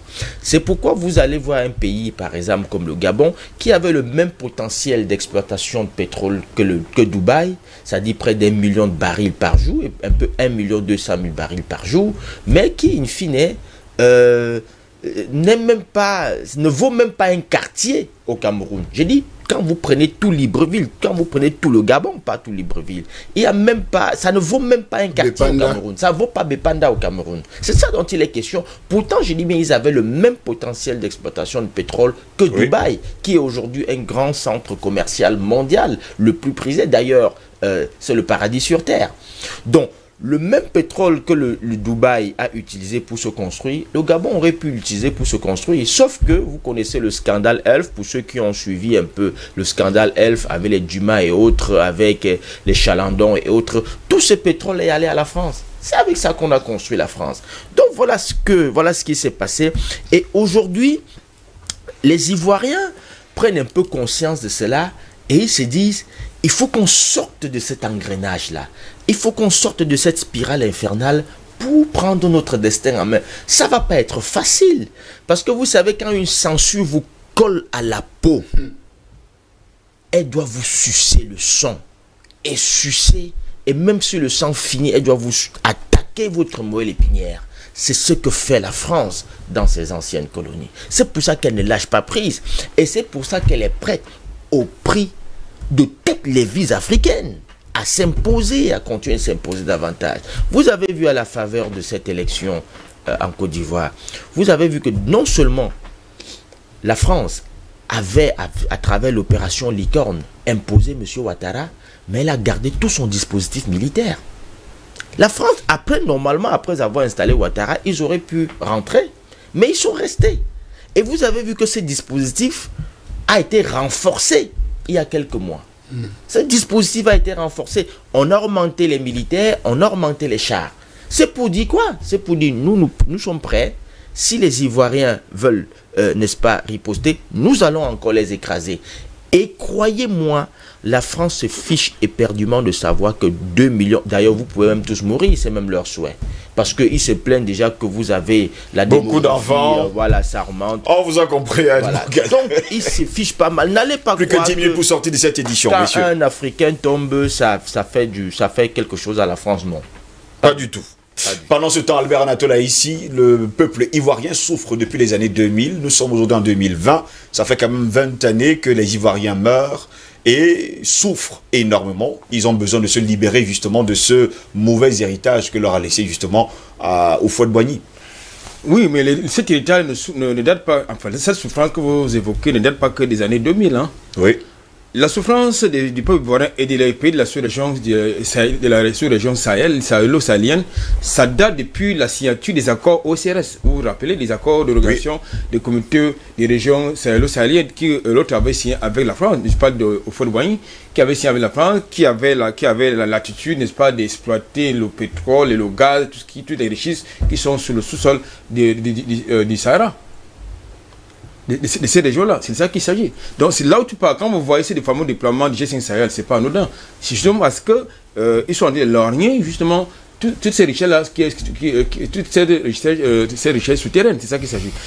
Écoutez, moi je pense qu'il y a quelque chose qu'il faut préciser. La première chose qu'il faut préciser, c'est quoi? C'est que il faut d'abord démanteler ces accords que je viens d'évoquer. Parce que si les Ivoiriens réussissent à s'affranchir, n'est-ce pas, de ce carcan français, les autres vont rester dans le même carcan, notamment le Niger, le Mali et les autres. Donc, ça peut faire un effet domino ou papillon quelques années plus tard. Donc il faut donc justement d'abord démanteler ces accords CRS. La seconde chose, c'est que il faut que les Ivoiriens le sachent. Lorsque vous avez un dirigeant qui est marié à une étrangère, surtout de race blanche, pensez-vous réellement qu'il va justement défendre vos intérêts du tout? Il va défendre les intérêts de sa belle famille. Oui, parce que tout récemment, pour que Alassane Dramane Ouattara soit reçu à l'Élysée, après le coup qu'il a fait en revenant sur sa position initiale, il a fallu qu'il soit Dominique Ouattara qui a joué les médiatrices pour qu'il soit reçu, ce monsieur. Il a été reçu. Parce que justement, M. Macron s'est retrouvé dans l'embarras, parce qu'il a menti. C'est vrai que lui n'est pas très sérieux, mais on l'a fait mentir. Donc, lorsque vous avez donc un dirigeant de ce genre, il faut faire très attention. La seconde chose, il faut que les Ivoiriens reprennent en main leur dignité. Parce que lorsque vous avez tous les segments de la société, de l'économie, de la culture, qui sont entre les mains des Libanais, des Marocains, des Français, et qui en plus viennent vous manquer de respect dans votre pays, il y a un problème. D'un, vous avez une très mauvaise élite politique. Et oui, ça c'est important de le préciser, parce que l'élite politique ivoirienne, en dehors de Laurent Gbagbo, qui a voulu démanteler tout cela, toute cette fermeture, les autres, ce sont les larbins. Parce qu'ils ont le même être. La preuve de mon propos, lorsqu'il y a un problème en Côte d'Ivoire, il s'adresse à qui? Quand ce n'est pas le Quai d'Orsay, c'est l'Élysée. Parce que chaque politica ivoirien a un parent politique français. C'est ça qu'il s'agit. Donc c'est le même système qui va se pérenniser. Donc il faut démanteler tout cela. Et ça c'est important. Aujourd'hui, qui contrôle le port d'Abidjan? Et combien que gagne l'État ivoirien dans l'exploitation de ce port? C'est vrai, les Chinois sont en train de vouloir faire une concurrence rude aux Français. Et justement, il est dans l'intérêt des Français de semer le chaos, de mettre le désordre là-bas pour éviter justement que les Chinois s'installent. Donc, je pense, et puis tout à l'heure, vous avez évoqué ce que vous appelez la communauté internationale. Écoutez, quel est le contenu que vous mettez dans la communauté internationale? C'est la grande interrogation. Vous avez oublié. Depuis le début de cette crise préélectorale, il y a des morts en Côte d'Ivoire. Vous avez entendu le son de Human Rights Watch de ce côté-là? Non. Amnesty International, tout ce qui va avec. Vous avez entendu leur écho là-bas, de ce côté-là? Non, écoutez, moi je pense que aujourd'hui, et comme j'ai envie de le dire, l'avenir de l'Afrique n'appartient qu'aux panafricanistes. Vous comprenez? Il appartient aux panafricanistes et non à ces imposteurs. Merci beaucoup Albert Anatola ici. André Kisevanga, vous sortir justement de cette édition de DBS Matin. Que doit-on dire? Que finalement il n'y aura pas élection le 31 octobre prochain, ou alors ce ne sera pas une élection apaisée? Ben, je crois une chose, et je tire de cela de notre culture africaine, selon les contes et parfois des proverbes. Et c'est Ivoirien qui nous dit que le chien ne change jamais sa façon de s'asseoir. Monsieur Alassane Dramane Ouattara ne changera jamais sa façon de faire. C'est-à-dire, il est arrivé au pouvoir par coup d'État, il voudrait demeurer par coup d'État. Mais comme un morceau de bois tant duré dans l'eau ne peut jamais devenir caïman, donc c'est-à-dire monsieur Alassane Dramane Ouattara ne sera jamais un démocrate, ne sera jamais, si démocratie ça existe, pour moi ça n'existe pas, c'est un mot pieux qui ne veut rien dire. Ça veut dire les démocraties. Voilà, donc c'est pour moi c'est un mot pieux. Donc maintenant quand vous regardez Alassane Dramane Ouattara, Alassane Ouattara quittera, et c'est Ivoirien lui-même qui dit encore, c'est la façon que tu viens au pouvoir, c'est comme ça que tu partiras. Monsieur Alassane Dramane Ouattara est venu au pouvoir par coup d'État et il sera chassé par un coup d'État, et je pense que s'il y aura un coup d'État, parce que la volonté du peuple aujourd'hui, ce n'est pas un coup d'État, c'est qu'on veut véritablement restaurer la dignité ivoirienne. Les Ivoiriens se sont mis ensemble, parce que quand vous regardez, c'est un combat des Ivoiriens contre les étrangers, il faut se le dire clairement. Monsieur Alassane Dramane Ouattara et tous ceux qui l'accompagnent sont des étrangers, sont des non-ivoiriens. Vous avez vu que quand il faut défendre l'honneur de toute la Côte d'Ivoire, les vrais Ivoiriens se sont retrouvés ensemble. Ils ont mis en côté leurs divergences. Konan Bédié, Afingesan, Gimba Fori Sorogium, le président Laurent Kourou-Barbeau, Madame Yveye Barbeau et tout le monde. Parce que vous savez que Madame Yveye Barbeau ne s'asseyait pas avec Monsieur Afingesan, mais ils se sont retrouvés à un même meeting. Donc, vous comprenez que pour l'intérêt supérieur de la Côte d'Ivoire, les vrais Ivoiriens se sont mis ensemble. Et vous allez retrouver que la plupart des personnes qui causent des massacres, qui tuent des gens en Côte d'Ivoire, ce ne sont pas des Ivoiriens, parce que l'Ivoirien n'a jamais appris à prendre arme pour tuer son frère. Ça c'est clair. C'est des microbes, et la plupart des microbes sont des Burkinabés, Togolais, Maliens et tous ces Guinéens, Conakry et tous ces gens qui ont été déportés par Alassane Dramane Ouattara pour les installer, leur donnant, il y a même, j'ai rencontré un Bamoun au Cameroun, un frère camerounais qui a une carte d'identité ivoirienne. Vous comprenez un peu il a reçu des mains du clan Ouattara ces derniers temps. Donc vous comprenez que ils sont dans une logique de construction d'un état de guerre, et où il n'y aura pas élection, parce que vous ne pouvez pas, dans une commission électorale, annuler 40 candidatures. Parce qu'il y avait 44 candidatures. Vous annulez 40 candidatures pour n'en retenir que 4. Et dans les 4, 2 viennent de démissionner. Parce que Afingesan et Bédié disent qu'ils ne vont pas assez. Cette élection ne les concerne pas, ne les concerne plus. Donc il ne reste que 2 candidats. Monsieur Alassane Dramane Ouattara et Kakabé. Hein? Conan Bertin. Donc vous comprenez qu'en réalité, et Conan Bertin, on sait, selon les informations, venait de recevoir 500 millions pour aller à cette campagne-là. Les traçabilités bancaires sont là. Mais bien sûr, donc les traçabilités sont là. Donc on sait ce qui se passe. Donc Ado est seul à cette candidature, Ado est seul à cette élection présidentielle. Donc en réalité, ce n'est pas une élection présidentielle, c'est une dictature qui est mise en marche, parce que après avoir violé la Constitution, maintenant ils violent les Ivoiriens. Merci beaucoup, messieurs. Dans un instant, nous allons nous séparer. Permettez-moi de lire quelques messages. Dr So nous a très bien relaté l'histoire de l'UPC. Nous lui en sommes gré reconnaissants, mais à vouloir demander au peuple camerounais de regarder l'exemple de la Côte d'Ivoire d'un bon œil, il va un peu trop loin. Le Cameroun ne peut pas et ne sera jamais la Côte d'Ivoire. Je le connais très bien. J'ai de la famille UPCiste qui est arrivée en Côte d'Ivoire après le camp de Ouattara, la famille Massouk. Dr Serge So, excusez-moi d'avoir écorché son nom. Pour mettre de l'eau au moulin de M. Kouyaté, le ministre français de Nicolas Sarkozy, qui justifiait l'intervention militaire de la France et qui a enlevé le président Laurent Gbagbo du pouvoir, a déclaré, je cite, « D'ailleurs, il n'y a eu aucune perte en vie humaine française en Côte d'Ivoire. » Vous vous rappelez justement de cela.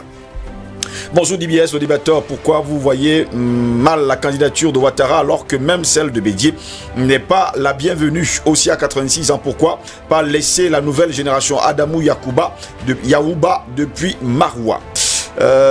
Bonjour valeureux panélistes, en matière de 3e mandat, Ouattara est un amateur. Il ferait mieux de venir prendre des cours nocturnes auprès de son homologue Gnassingbé, fort du Togo, Delano depuis Lomé au Togo. Bonjour Steve et tout le panel, le conseil que je peux donner à mes frères ivoiriens, numéro 1, ne plus détruire vos édifices. 2, intéressez-vous à l'ennemi commun, le boycott des produits français. Eh bien, il déclare haut et fort que votre ennemi, c'est bien sûr les Français, et c'est Joseph Legrand qui nous écrit ce matin. Bonjour chers amis, la France est comme nos frères pygmées. Il faut que nous prenions nos responsabilités. La guérilla sera mise en place. Nous allons récupérer nos frères djihadistes et faire la paix dans la France n'aura pas de place en Afrique. Les accords seront suspendus et c'est fini. Le chemin n'est plus long. Vous et moi, nous allons faire cette victoire. Elle a dit Sikirou Tamomo. Il nous écrit, je pense, depuis le Bénin. Voilà, il nous écrit depuis le Bénin. Bonjour DBS, c'est Latifou Mola depuis le Togo. Très fier de vous. Je vous souhaite tous le meilleur et surtout longue vie à vous. Rapidement, le pasteur a parfaitement raison, il connaît le pays. On parle justement de vous, c'est quelqu'un qui nous écrit de la Côte d'Ivoire. Bonjour, le plateau à l'avenir de l'Afrique est dans les mains de nos dirigeants à Gossou depuis le Togo. Allons-y rapidement. Et bonjour, le modeste plateau d'IBS, l'Afrique est victime d'un éternel recommencement orchestré par Paris en complicité avec nos dirigeants aliénés, signé Monsieur Daga, l'Africain qui nous écrit depuis le Cameroun.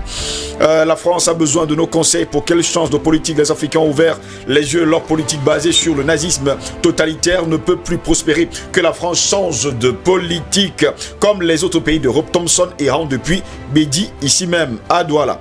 Elle va mourir de faim. Bonjour Steve et tes invités. Pardon, il faut inviter Paul Nken pour qu'il vienne nous expliquer le comportement démocratique de son mentor Alassane Ouattara. C'est Anani depuis le Gabon.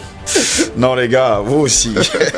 Si tous ces présidents qui ont pris le pouvoir par le sang sortent de la même manière, les Français ne retiennent pas la leçon. Une nouvelle vague d'Africains est déjà là. Le sang poursuit Ado. Il va payer pour le sang des Ivoiriens qu'il a versé. Ce Burkinabé ne s'en sortira pas. Christian Paga depuis Odia. Ici même à Yaoundé, c'est dans la capitale camerounaise. Bonjour à vous sur le plateau. Les Africains se sont réveillés. Ado trouvera sur son chemin les peuples ivoiriens déterminés à défendre ce qui les appartient. Ayouba depuis Ngaoundéré ce matin. Pour terminer rapidement, 3 derniers messages. C'est M. Otto qui donne raison au pasteur. Voilà, on dit que c'est M. Otto. Il faut bien qu'on le dise.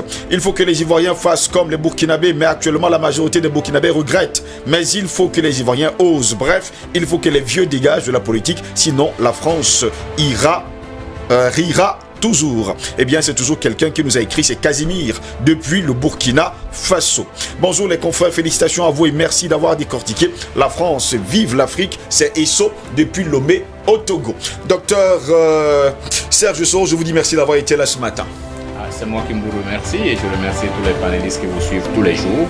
Je crois que les Africains tirent un enseignement chaque jour que vous passez. Je suis très content de ce que vous faites et je crois que les Camerounais nous éviteront le spectre de la Côte d'Ivoire. C'est ce que je voulais dire. Merci beaucoup. André Kisselfanga, merci également d'avoir été là ce matin. Je conclus avec Genèse chapitre 4, le verset 10 qui dit que Dieu posa la question à Abel, le sang de ton frère crie contre toi, le sang des Ivoiriens entre le crier contre Alassane Dramane Ouattara et c'est pour ça qu'il est dans cette posture-là de folie. Merci André Kisselfanga. Edmond Kate, merci également d'avoir été là ce matin. Que la grâce et la paix de Dieu nous accompagnent en ce jour. Merci. Albert Anatola ici, merci également d'avoir été là ce matin. Écoutez, lorsque vous organisez une élection et que vous voyez les cas d'électeurs être volés par les électeurs, ça veut dire qu'il y a un problème. Volé et brûlé par les électeurs, ça veut dire qu'il y a un problème. Peut-on organiser une élection pour la paix? Allez justement savoir. Mesdames, messieurs, c'est ici que s'achève cette autre édition de DBS Matin. N'oubliez surtout pas, la guerre n'a qu'un seul vrai héros, la mort. Et la mort se moque bien de la victoire. Bonne journée à toutes et à tous et à demain, s'il plaît à Dieu. Au revoir.